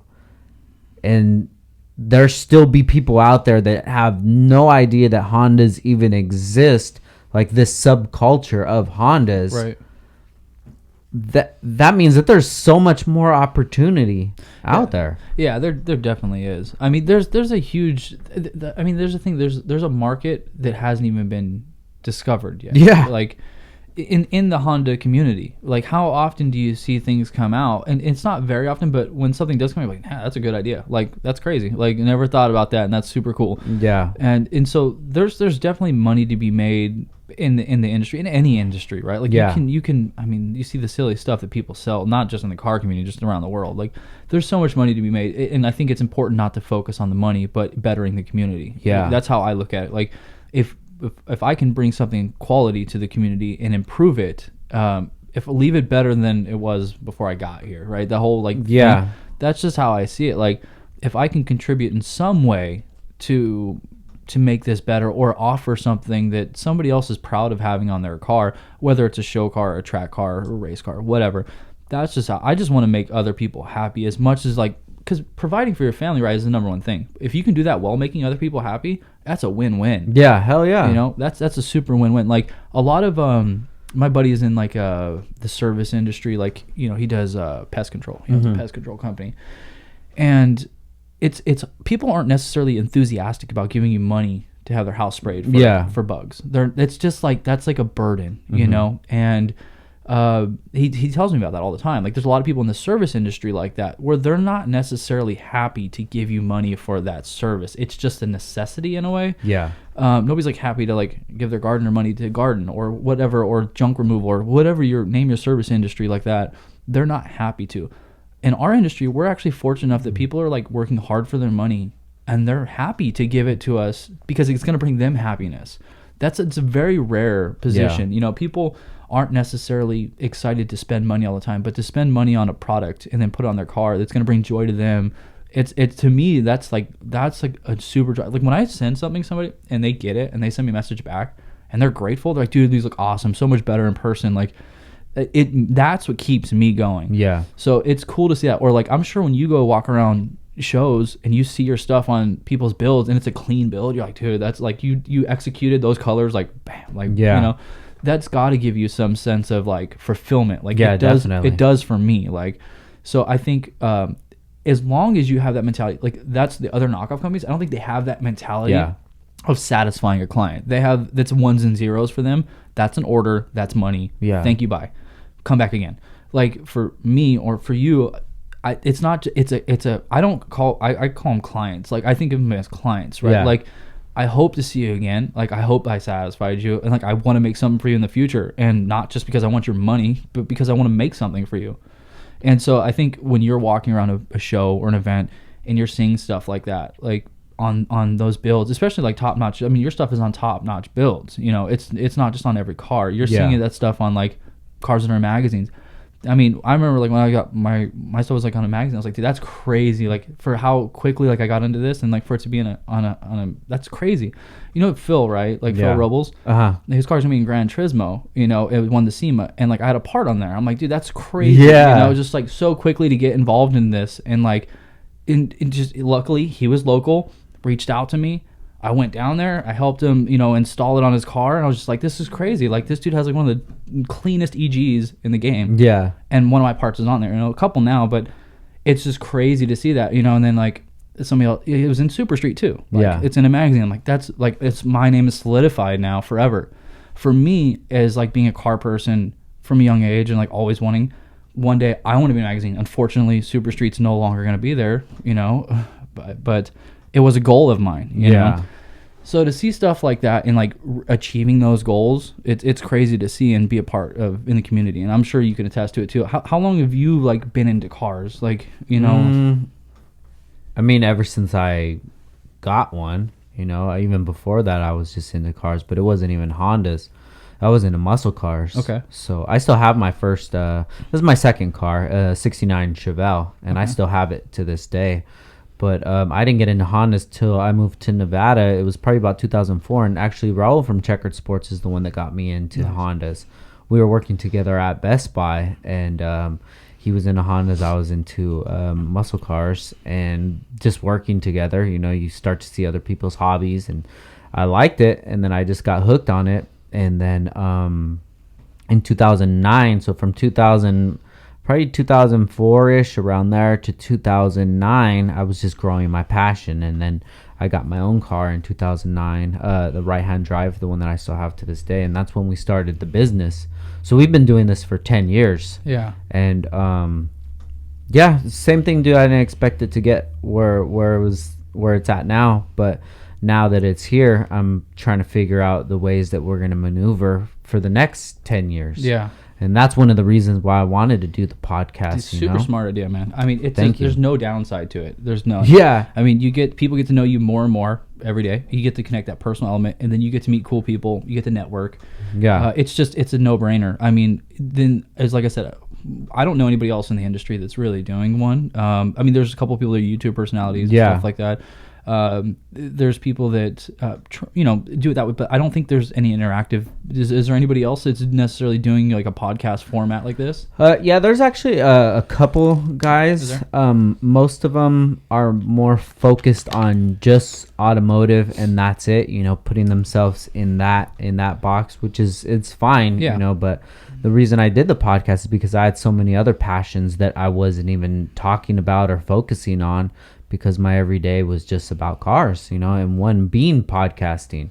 I'm a big fan of podcasts themselves. I've been listening to podcasts for years, and just hearing these conversations and hearing the value in them, and just seeing a celebrity, a rapper, something like that I've always admired, and just hearing their story, it makes it seem more attainable. It makes me relate to them a lot more. Yeah. And I actually got started because I really liked the podcast that Reed Lundy was doing, Do It for a Living. I don't know if you ever heard of that. Mm-hmm. Reed is the owner of Kaizen Speed, KS Tuning. And he had a podcast back in the day, and he had like Dave from Skunk 2 on there, John from K-Tuned, Brian from Hassport, and then just a bunch of other guys. I believe Sheepy was on there as well. And I would just listen to those podcasts and just hear those guys' stories, and it was just inspiring, And then he stopped doing it, and then I just kind of went away from that, because it wasn't even through a podcast form. It wasn't on the app. It was like through the website. So you would have to go to the website and check it out. So it was kind of easy to dismiss. Okay, this project isn't going anymore, so I'm not following that. But then I started getting into podcasting. I don't know what it was that got me into it, but then I would listen to comedian podcasts, rap, hip hop culture podcasts, motivational There's ones. so many that you can just fall into and then kind of love. There's like a whole community behind each one too. And I seen that as the Honda community, so it was its own sort of community. So the more I listen to it, the more I hear these guys talk about these guys, and it's all intertwined. And then I was actually on a podcast, and that's the How It's Done podcast, and that's with Christian Loza from Can I Beat. And we did the podcast actually in this room, and he brought all his equipment over in his backpack, and we did it. So I seen it from the ingredients to the final product. Right. And I was like, dude, I need to do something like this. Yeah. And then man, it's been so cool. I've had so many conversations with people that I would have never had the opportunity to have a conversation with. Maybe a 5-10 minute convo, but you're talking 2 hours, 3 hours, sometimes even 4 hour conversations. Being able to pick these people's brains, dive into who they are, what makes them who they are, and not only get that information for myself, but be able to put it out there for hundreds of people to listen to. And now we'll get messages from people that are, they're listening to it while they're working, while they're driving their semi trucks or whatever they're doing, man. And that's dope to me. Yeah. It's you're sharing your experience with everybody, which is, it's just like the power of the podcast, and people get to learn from you and get to learn from your guests and then put it out there. It's funny because like I've been listening to podcasts forever too, and I've always kind of wanted to do one, and I was just always thinking about weird ideas to do, like, because like there's so many podcasts that are done. Yeah. But like I had this idea for one. It was just like I was gonna like just like kind of live like do it.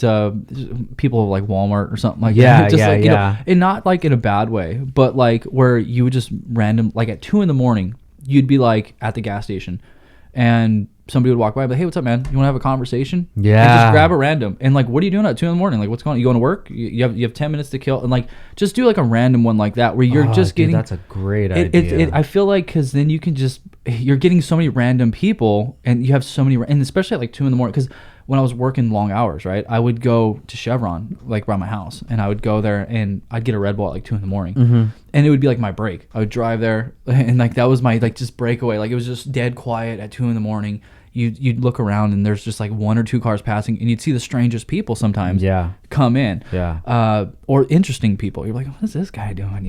And so I would be sitting there, on my personal break that I'm giving myself, drinking my Red Bull at 2 a.m, just seeing strange people come in or go into the gas station. I'm like, what is this guy doing? I was like, this would be a cool thing to do. Or like even Walmart, like I'd have to go run to get like some chip brushes or like some microfibers or something. I'd have to run to Walmart, the 24-hour one. And I'd always be just curious of the people that I'm seeing. What are you doing? Like, I know what I'm doing at 2. I'm grinding. I'm working. And what are you doing? Yeah. Like, what do you got going on? Maybe you're doing something crazy too. Yeah. For all I know, right? Yeah. So it's interesting. The guy that I had helping me out, he was coming a couple days a week. The way I met him was such a weird fluke occurrence. I was at Home Depot and I was looking for some like tubing, and I look over and he's like, "Are you following me?" I'm like, "No." Like I didn't even. I guess we crossed paths like twice in Home Depot. Gotcha. And I was like, "No." He's like, "Oh, okay." And I was like, "All right, right on, man." And I was like, "What are you doing?" He's like, "Oh, like I blow glass." So he actually blows glass. He makes pieces and stuff. I was like, "Oh," so he's like, "I get these rubber garments and stuff like that." I was like, "Okay, cool," And then like 2 days later, I'm at American Express and we cross paths in the hallway. I'm like, "No way, dude." I was like, "You're from Home Depot?" I was like, "Yeah." So we ended up working together. Yeah. At American Express. He worked in a different department. Oh shit. But we worked at the same place. Yeah. And like it was a random occurrence. So then we kind of became friends. And he's like he was blowing glass and he has his own thing going on, and he was trying to get that to go. And then he sees what I'm doing, and then he was just like, "Hey man, like I see that you're kind of moving along here. Like I'd like to come and learn." And like so he's kind of passionate about it. He's like creative in his own way because like he blows glass and makes custom pieces and stuff like that. And he was like, "Oh, I'll come like work with you, and like I want to learn what you're doing and stuff." So he kind of came. But like I said, he's got kids, he's got a family. He's in the boat that I was in, where I had to sacrifice all that and quit my job. And I don't expect him to do that. Yeah. Right. To throw everything away to go on this like rocky road with me. Yeah. So like, he's not the best person maybe for it. I need to find a younger person. Yeah, or somebody, definitely. Somebody that doesn't necessarily have so much to lose, right? Somebody my age or our age is, they're established, they have a life, they have a family. Yeah. It's a rocky road or a risky proposition to risk it, Yeah. So what podcast do you listen to? I mainly listen to JRE, Joe Rogan. Gotcha. I mainly listen to that. Your Mom's House is good too. I listen to that one. That's with who? That's with Tom Segura and Christina Pazynski. Got you. So I mean that one's it's just wild. So you get your comedy out of that. I actually kind of slowed down on them because I was listening to Joe Rogan since day one. Yeah. So I've listened to every single one. And then I kind of got off it for a little while. Just kind of got off it just for a little bit because it was just kind of getting overwhelming, right? Like just hearing, I was kind of maybe repetitive in a way, and so I kind of backed off it for a little bit, and then I just started picking it up like maybe like 2 months ago. I got off it for like 6 months. It's not like a big break, but it was just for me. I was kind of maybe hearing the same thing. I needed a break from it a little bit, and then I started picking it back up, listening to it again. I started listening to a couple of yours. I wanted to see what's going on and what you guys are talking about, and I started listening to that one. But podcast, I mean, like I said, from JRE was like, I listened to that one since day one. So that's so many episodes and so long. He was doing 3-hour podcasts for like 8 years or something. Yeah, that dude puts out so much content. So much, right? And then, like you said, I mean, that's what he says too. He gets to see meet these cool people and have these long conversations with them. So hopefully, right, continue this on and then just get crazy. I saw you had some goals you posted about who you want to have in here, which is cool. I mean, that's awesome to have those aspirations to get people in. No, definitely. Who was it that you had on there on that list? It was TJ Hunt. Are you familiar with him? I haven't heard of him. TJ Hunt, he's a YouTuber. Okay. We've been working together for like the last couple years. Dude, he's skyrocketing, bro. He's a hustler. I'd love to have him on.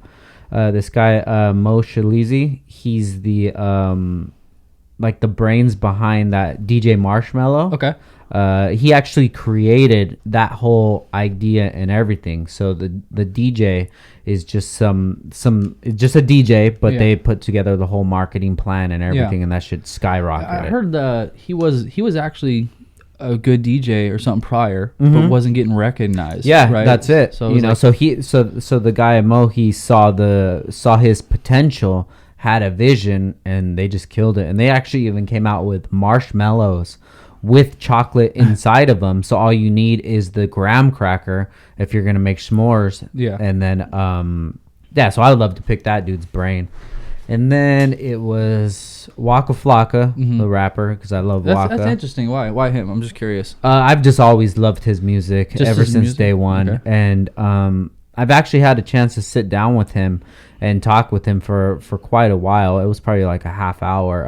It was at this Warped Tour that he was at. They had this thing where meet your favorite artist, and it was you pay $25 and you get to go backstage, and they have a little 10x10 tent. Yeah. And you just sit there, and for an hour you get to just ask questions, and me just being so curious, I was the one that was asking a lot of the questions because everybody else was just kind of shy. So I was able to talk to him and just see like, damn, this dude's a really cool guy. And just to see his growth from the beginning to where he's at now is something that I admire, and I'd love to, talk to him.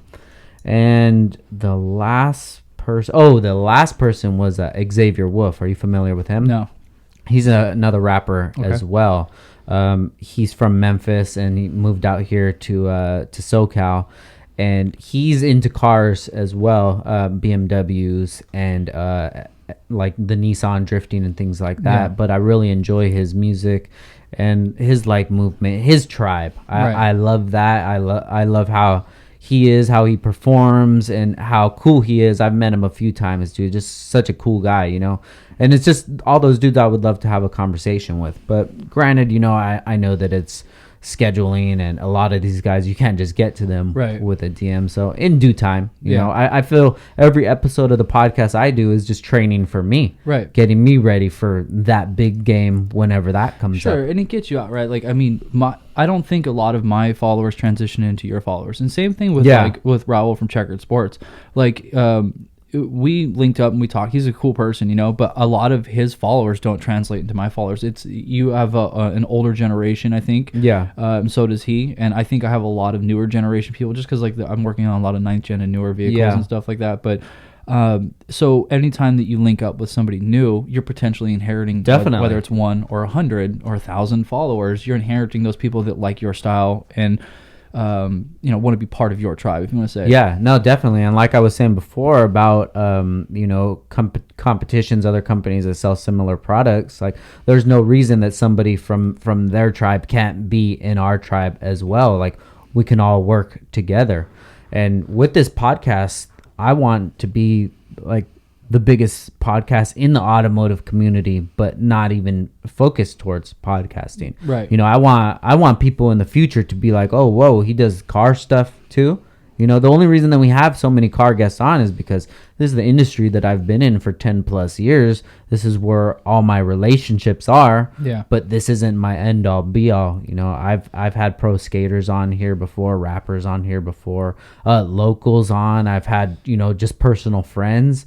And I feel like as long as we could have a conversation together, somebody's going to find the value in it. Yeah, I mean, you're networking with so bringing anybody on, it's bringing that network to the web, right? I mean, so even if it's just a friend of yours that might not have a business, might not do anything, but his thoughts and opinions come across and they translate into somebody else being able to perceive that in a way that is beneficial to them. Yeah. Whether it's his positive experiences, negative experiences, that thing transitions. And that's one thing I think about listening to long format podcasts and it doesn't matter what type of podcast it is, right? That's what I got out of like the Joe Rogan experience is you're not listening to it for his comedy, right? You're not listening it to, but he brought in his initial network of people like you're doing, of comedians and stuff like that, and then he eventually got to bring on Dr. Phil, right? These people, and so you get this crazy spectrum of people, whether it's John Anthony West or these these people that he's bringing on. That it's funny because that network of people actually is the same network as the comedy. Like, so your automotive interests are the same network as whether it's DJ Martin, whether it's that community, they somewhat have a tie, maybe not all of them, but 10% love cars. Definitely. And they also love music. So they're going to listen to this because he's on it. And they're like, oh, now I know about this podcast. He talks about cars. He also talks about this and that. So it's this weird mesh network, right? Like, you're not solely focused on cars your entire life. Yeah. Neither am I. I love astronomy. I love astrophysics. I love crazy stuff like that. So, like, one of the podcasts I listened to when you asked, I totally spaced on it, but it's because it's dry. Most people won't listen to it. It's Astronomy 101, 102. It's just college lecture courses of astronomy, and it just teaches you like just crazy stuff. And like I was working in a warehouse. I had the thing on for 12, 13 hours a day. Just listening to about stuff that people don't care about, like what's a parsec and all this crazy stuff. But it was interesting to me, and I learned so much of it. So when all these guests, like he brings on, Neil deGrasse Tyson, I'm like that touches me in a way that it might not his other part of the audience, but there's 10% of his audience that probably loves astronomy and astrophysics, and then he brings Neil deGrasse Tyson on. So now they love comedy and astrophysics. So he's bringing all these portions of people in that touch in so many different ways, you know? Yeah, and I think that that's where the value is. You know, he's doing the show how he wants to do it. It doesn't matter about sponsors or anything like that because he still has his comedy. He's killing it with the comedy. You know, so I'm trying to see how all of these big podcasters are doing it, and most of them have other side hustles that they're doing, but this is another project of theirs. So while we're doing this, Downstar is still running. I'm not taking away from that to do this. This is just some other entity that I'm building, you know, and I don't see Joe Rogan or, you know, Joe Budden or Adam 22 or all these guys that have podcasts. I don't see them as like something I can't be. Right. I just know that they're in the positions because they took it seriously. Right. So that's why I had to take it seriously. Yeah. So doing 2 podcasts a week, that's going to help us get to that level quicker, because it's just like baseball practice, you know? Yeah. If you want to be in the pros, you have to just practice. You can't just take a week off. Yeah. You know what's funny is that if you look at somebody like Joe Rogan, for example, podcasting wasn't really big prior to him. Definitely. So he brought that platform, and he actually built it off of not his name, because he wasn't really known for much. And I hate, you know, I don't like keep talking about like Joe Rogan, but because I'm a fan of his, right? And I feel like it probably gets brought up a lot. Anybody who's on a podcast, he's the god, man, right? He is, right? Because he started it, and he didn't start it off of a name. Like, okay, so if you drop a new product, right, as Downstar, you kind of have a name to build that off of, right? Like you Downstar is releasing your LCAs. Yeah. It gives you a little bit of a leg up than John's LCAs. Nobody knows John. He's just bringing in a new product. Even if they're the same exact product. The same exact thing. You have a leg up, right? So like when I dropped keychains, I had a leg up because I already had my name out there. Yeah. So people were like, oh, he's making these keychains. And something so small as a keychain. But he built something without necessarily having a name. He literally just started talking. If you listen to the first ones, they're kind of shit. Yeah. You know, it's a shit show listening to them. You know, it's chaos. Yeah. So if you look at other people who are joining the podcast world, they already have these names, and that's why they're getting going. It's much harder to develop something from the ground up. Yeah. So with Downstar having a name, and it helps you get in. Yeah. Right. It helps you at least get you have people to talk to, right? Like if you're nobody necessarily, or you don't have anything going for you or any followers or anything like that, because this is a social platform, you know, podcasting is so you have to have something of some. It's harder, I guess, to develop something if you don't have followers or any, like you, if you're just, hey, my name's Brad, I'm going to start a podcast. I'm like, who the fuck is Brad? Why do I care about what you're saying? But you have this leverage in a way of people that you know, this network, and you can utilize it to give information to the community, which is awesome. I mean, like I said, I'll say it again, it's just, there's no downside to this whatsoever. And I was excited to come on and talk to you because I'm like, this is perfect. He's somebody that's been in the Honda community for a long time. He started pretty much from the ground up.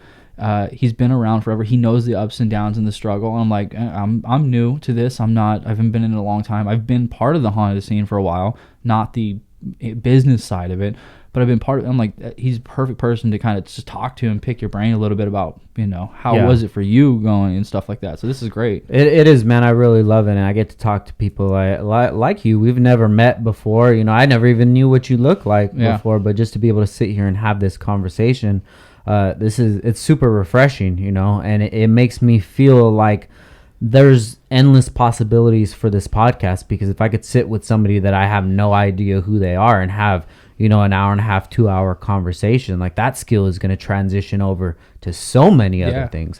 And when I see all these other podcasts and I see them, and I don't think of it as an unattainable goal, I just say, okay, we have the same type of skills, but you're at this level because you've been doing it longer, you have a bigger network. Right. So I need to get to that point. You know, I always say this, I say, there's a lot of people that podcast, there's a lot of podcasters, but not a lot of people can podcast. Yeah, it's true.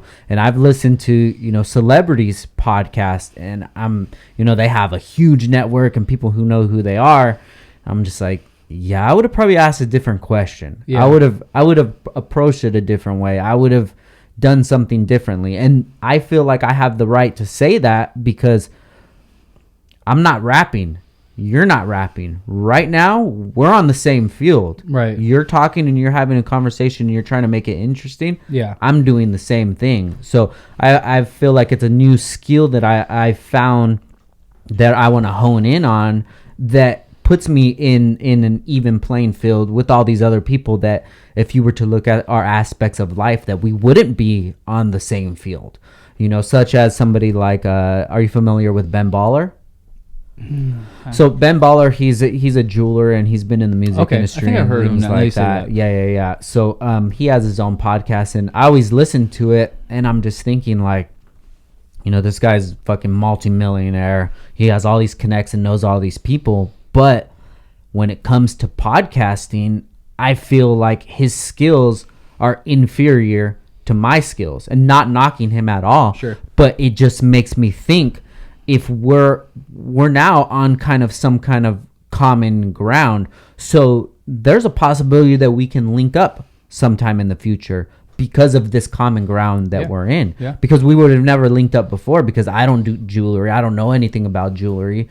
You know, I'm not a millionaire. I'm not part of that lifestyle. We're not going to run into each other at like Diddy's birthday, right? Yeah. But when it comes down to this podcasting stuff, this is totally different. Right. You know, and sooner or later, things are going to even out to where they're supposed to be. Sure. You know, going on skill wise. Yeah. You know, because even if somebody has a podcast, they have a big name, they have a big following, sooner or later, it's going to trickle down to where their skill should be naturally, because not a lot of people are going to invest time in their day to listen to this podcast if it's not good. Right. No matter if it's Ben Baller, It doesn't matter. or if it's T.I. or whoever. Right. If they're not interesting, you're like, I don't want to listen to this. I'm going to listen to my favorite podcast. I've listened to a bunch of podcasts. Like, I mean, Neil deGrasse Tyson's Star Talk. Like, for whatever reason, I've listened to quite a few episodes, but it's just not something that engages my interest permanently. Like, he's great to have as a co-host, but it's something about it. Like, and that's saying something, because I listened to a dry astronomy lecture. Yeah. But there's just something that's just not there, whether it's too zany or goofy or whatever the case is. It's just, if it doesn't translate into something that, and it's not a bad or a good thing. It's just, that might work. There's certain podcasts that have hundreds of thousands of downloads, and you're just like, I would never listen to that. But there's obviously the people that are. So there's just, it clicks with somebody, you know? So what you're saying is that you're going to do this, and you're going to gain the experience to be on that level playing field, and that's no different than anything. You're acquiring a skill and a craft of conversation in this form, right? Like it is, and especially with somebody new, like you got to be able to sit down with that person, feel them out, and be on the same playing field or in conversation to make it engaging for you and for the audience. It's definitely a skill that's acquired, and not a lot of people can converse in that way with or find common ground to even converse on, which for you, you're not just trying to do in the automotive industry. You're trying to bring on people that are not even in your industry and find this common ground. Whether, you know, he could be the number one hairstylist, and you're like, all right, bring him in, let's talk. Exactly. That's rough, right? For you initially, right, until you kind of, you know, feel that out. Like, for some people, it's a lot harder than others, but a lot of people can. Word, you do hair? Like, what's crazy about, like, you know, and just kind of feel them out, and then have this good conversation that people want to listen to.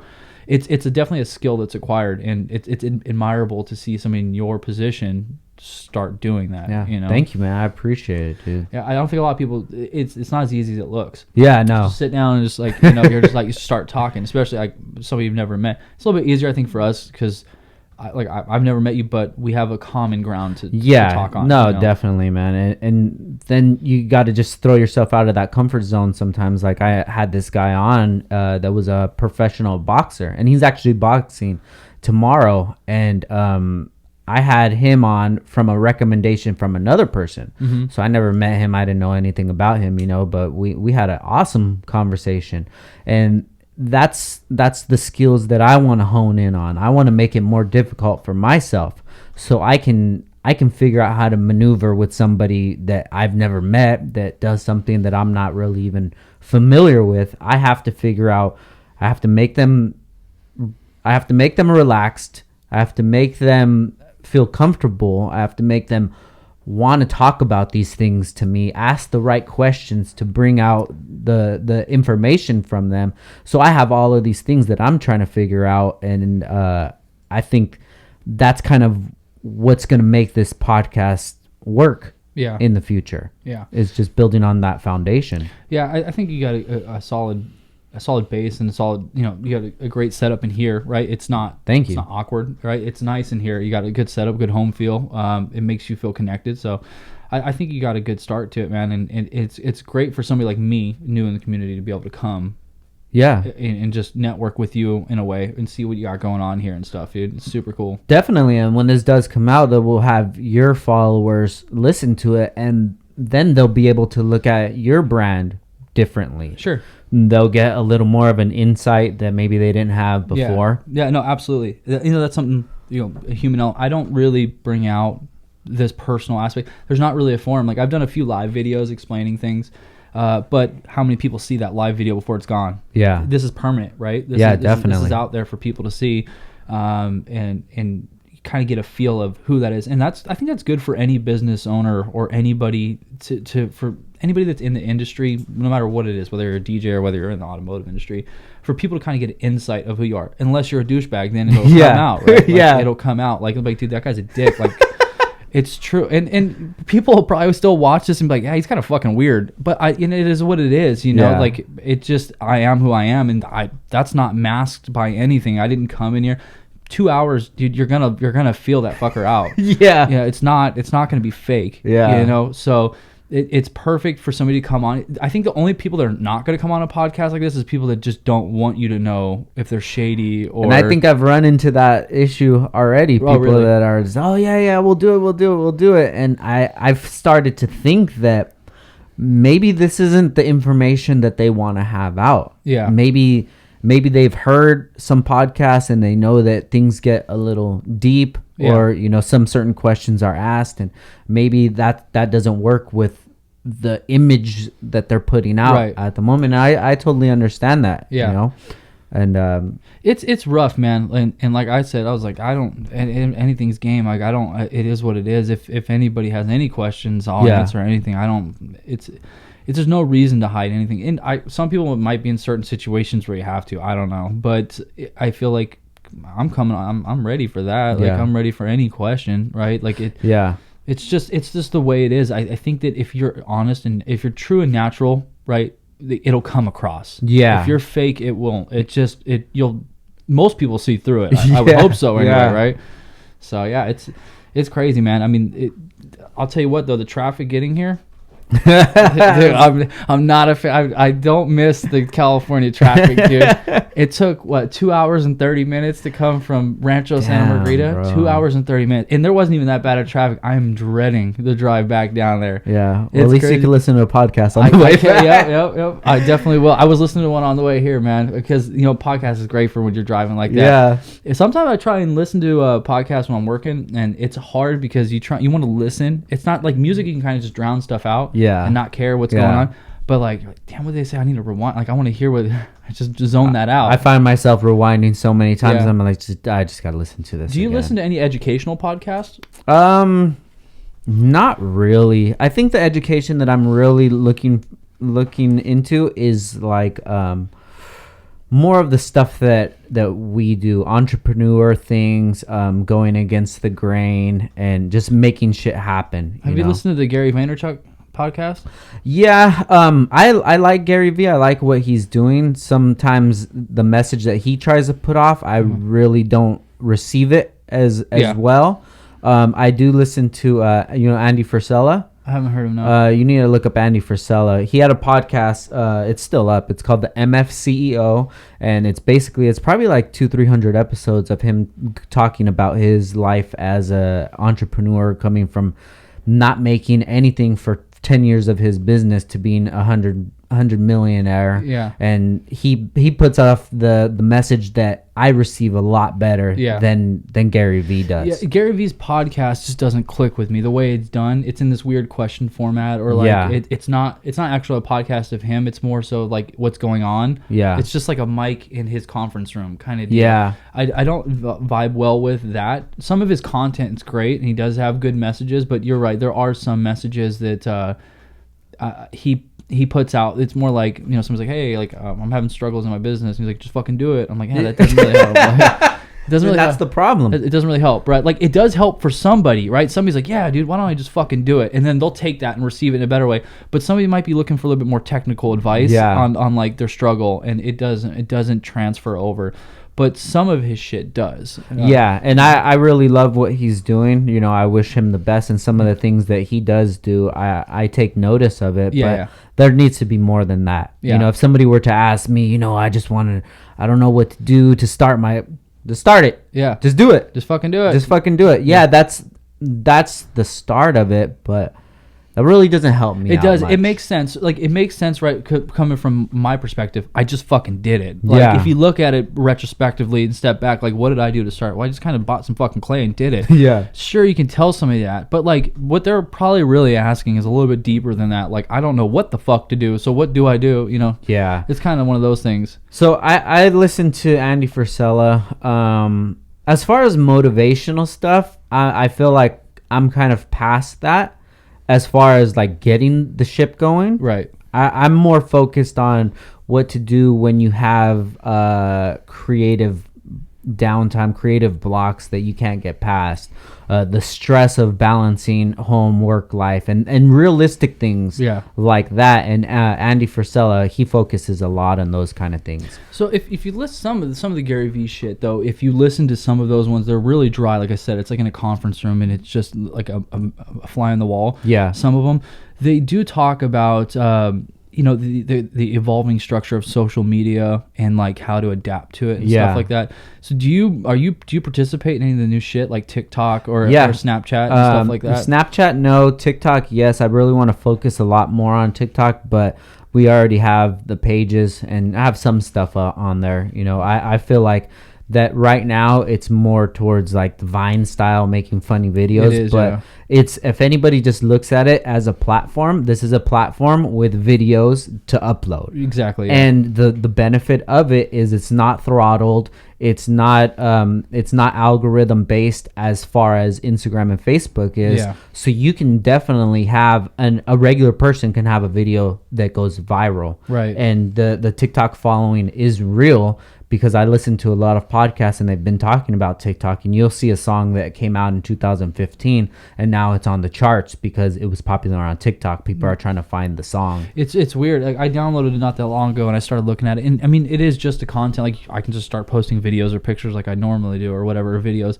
But it's interesting because you can bring in a demographic of people that you wouldn't get on any platform. Yep. It's the younger generation that's moving up. So from a podcast growth standpoint, it's great. You can post snippets and shit on there, I'm sure. There's actually a couple, sorry to cut you off, but there is a couple automotive companies that are thriving on there. One being Throttle. I'm not sure if you're familiar with them. They have a YouTube base and they sell parts and things like that, but they have a big following on TikTok now. Okay. And so does Premium Auto Styling. They do raps. Okay. And they'll post videos of them doing raps and things like that, and the content gets received very well. Yeah, it's perfect. I mean, they have the music going while they're rapping the car and stuff like that. You can absolutely tailor it to it. I was just curious on your expansion. Definitely, because it is going to bring in a younger generation of potential clients by utilizing that tool. Yeah, right? It's another tool. I think me being focused on other aspects besides the automotive community, such as like the hip hop culture, the motivational space, seeing what all of these guys are doing and implementing it into the automotive community, I feel like we're on the forefront of a lot of those things that are going to be popular in 2021, 2022. I think next year so many other people are going to start podcasting, which is awesome because I want the advertisers to be aware of the automotive community and to see it. Yeah. And then that'll transition over to us because we're already, 128 episodes into it. So I think there's a lot of value in it, not only podcasting, but, you know, TikTok, and just being on the forefront of those new things that are coming out and not being afraid to step out of your comfort zone. There's companies that are solely focused on Facebook marketing. I'm like, yeah, that's cool, but I mean, to be honest, I don't really give a fuck about Facebook. Yeah. That's like old technology to me, but it's hard. Facebook's hard. I mean, there's so much pandering and just back and forth on it. Yeah. It's really hard. It's a mix of old heads and younger kids. It's super hard. The newer stuff's interesting to me on where it's going to go. Where do you see the car community in 10 years? Since you've been in it 10, where do you see it 10 from now? I see it still thriving, man. I see there being companies that are focused on just reproducing OEM parts, and I see that being a huge industry in the future. I don't know if you're familiar with like JAGs and Summit Racing. Yeah. Those are tailored towards muscle cars, the hot rod era. I feel like we're going to have something like that as well, where you can go to that website and you can get a Downstar, you can get a Rywire products, or you can get an OEM rear quarter panel for an EF. Yeah. Because there's no reason why it can't be reproduced. If you can make an OEM quarter panel for a 69 Chevelle, right, you can do it for an EF, and I'm sure you could do it a lot easier. Right. So I see this market thriving in that way. And the issues and the problems that we have going on in our community, it's not unique to our community. It's the entire world is going through these sort of changes. The rap hip hop community, I can say that they're going through the same issues that we're going. You know, the older heads not wanting to change and conform to the newer way of things. The newer guys coming in with their lack of skill, and you know they're getting popular out of nowhere for, like, you know, one hit or something like that. Yeah. I could see the same thing in the automotive community, but the cream always rises to the top, you know, and there's always going to be something for someone. And the bigger that this industry gets, no matter if it's knockoff companies, it's young guys coming out with their new businesses or whatever, it's all feeding the entire community, and it's all helping it grow. You know, so I feel the way that we're going to survive in the next 10 years is to be on the forefront of the new technologies coming out, not being stuck in our old ways, and in embracing the new generation, the new kids, and hearing what they have to say, because my time's done. You know, I'm not in my early 20s no more, in my teens, where I used to go to meets, go to street races and stuff. Yeah. That's not my generation no more. This is their time. This is their generation. And I don't want them to look at me like an old head who's just a hater, right, and not wanting them to be themselves. Go ahead, dude. You know, do your thing. And if you guys need help in the future with any problems that you're going through, I want to be the guy that they look at, because I never had that guy. Sure. I never had somebody that I can ask questions and talk to. And when we were on the come up, there were so many people that could have reached out to us and be like, hey, instead of doing it like this, maybe try doing it like this, and you'll make more profit or whatever. Right. Nobody ever reached out to me. And when we were going through growing pains, no one ever reached out. They were just watching, and that's it. Do you see EV technology hindering the automotive community? I mean, it's just going to be a new technology, and we have to embrace it, because that's the way that it's going to go. A lot of these big companies, you know, Ford, Chevy, they're going to focus on that. That's going to be the future. Like combustible engines that we're used to now, sure, that's going to go away.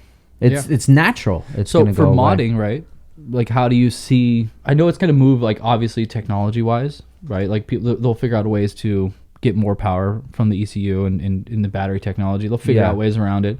But like for modification, do you still think people are doing the type of modifications that they're doing now, or do you think that that's going to alter and change into a completely different new industry? Like, I mean, it just depends on these companies if they're willing to make those changes, such as, say, somebody who it would affect more than myself would be like Rywire, right? Wiring harnesses. Okay, sure. Now I got to figure out how to work on this, but he's already starting to do EV stuff.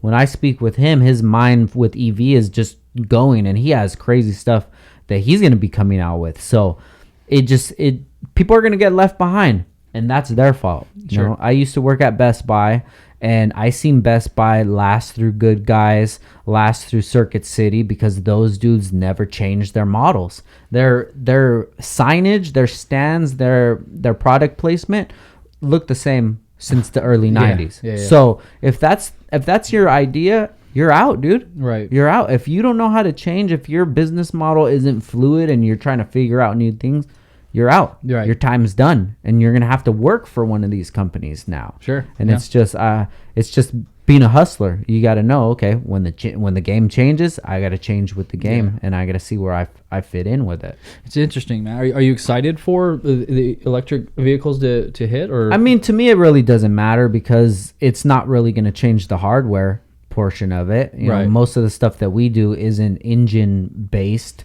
Besides the dress up hardware part of it, and I'm sure that we'll figure out some way to do it. I mean, like your personal experience, like driving. Like, have you driven? Have you been in? I haven't. No, I haven't. Okay, but just seeing how fast those cars go in 0 to 60, I'm already excited about that. You know, so there's until these cars that we have now are banned or they don't sell gasoline anymore, then I'm going to start worrying about it. Yeah. But at this point, whatever, just throw some other stuff in it. Like if Tesla wants to come out with a car 0 to 60 in 1 second for 50 grand, I'm not going to look down on that. I'm going to be like, fuck yeah, let me go get that car, you know? Yeah. So it's just a mentality thing. I think if people don't change their mentality, then they're going to be stuck in that time. So if you're thriving right now, maybe in 10 years, you're not going to be thriving. And if you're not looking towards the future, that's your fault. Sure.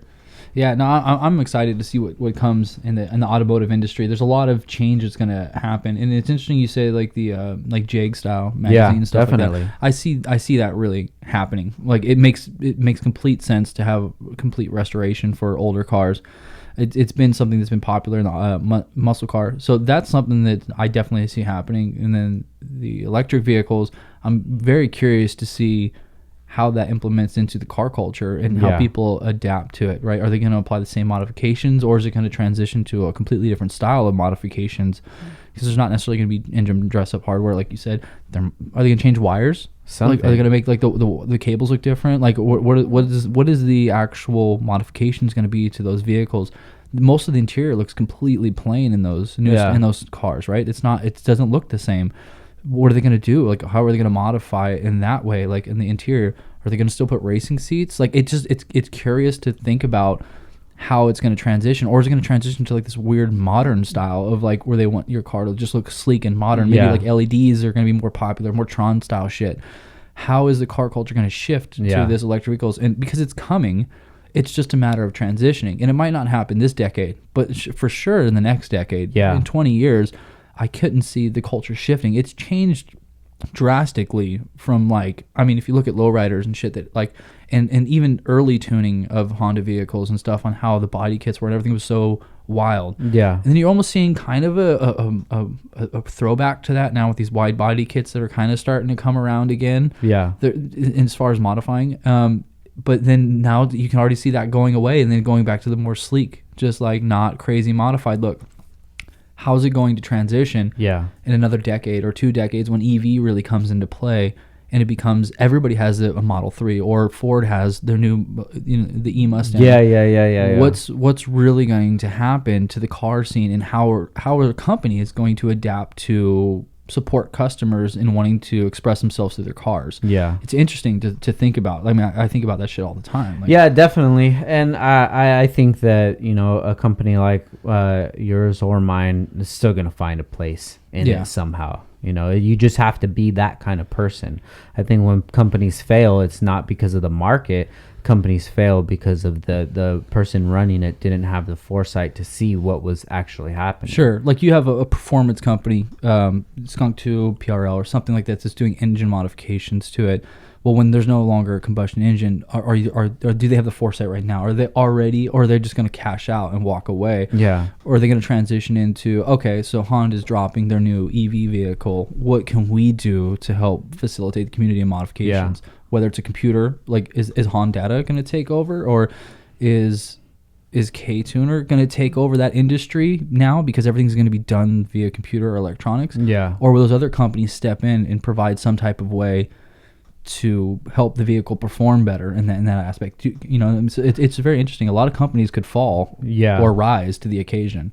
And it's just like anything, man. That could happen at this very moment. You know, if people don't change their business model in 2020, things can change. Sure. You know, so it's interesting, man. But to be able to make a full-time job out of it, like yourself, like that's something that's very unique. You know, and a lot of people can't really experience that. So it's cool that for the products that you're making to be able to make it your full time, that's a blessing in its own, you know? Yeah, I'm very grateful. Thank you, man. Yeah, of course, dude. But, man, Brad, it was so good to have you on here, bro. It's good Frank. Before we get out of here, can you let everybody know where to find you at? So Instagram is Aerospec Racing, or at Aerospec Racing. Facebook, same thing, at Aerospec Racing. Those are the only 2 platforms that I'm on social media. I have TikTok, but I don't really have that set up yet, so there's nothing really to follow. If I do post it, it'll be on Instagram or Facebook showing a link to it. I do have an Etsy as well. It's in my description on my IG, so there's some stuff on there. So dope. Man, I wish you the best, bro. Appreciate it. Thank you. Thanks for all right, guys. Once again, Downtime with Downstar, episode 128, and we out. Peace. Bye.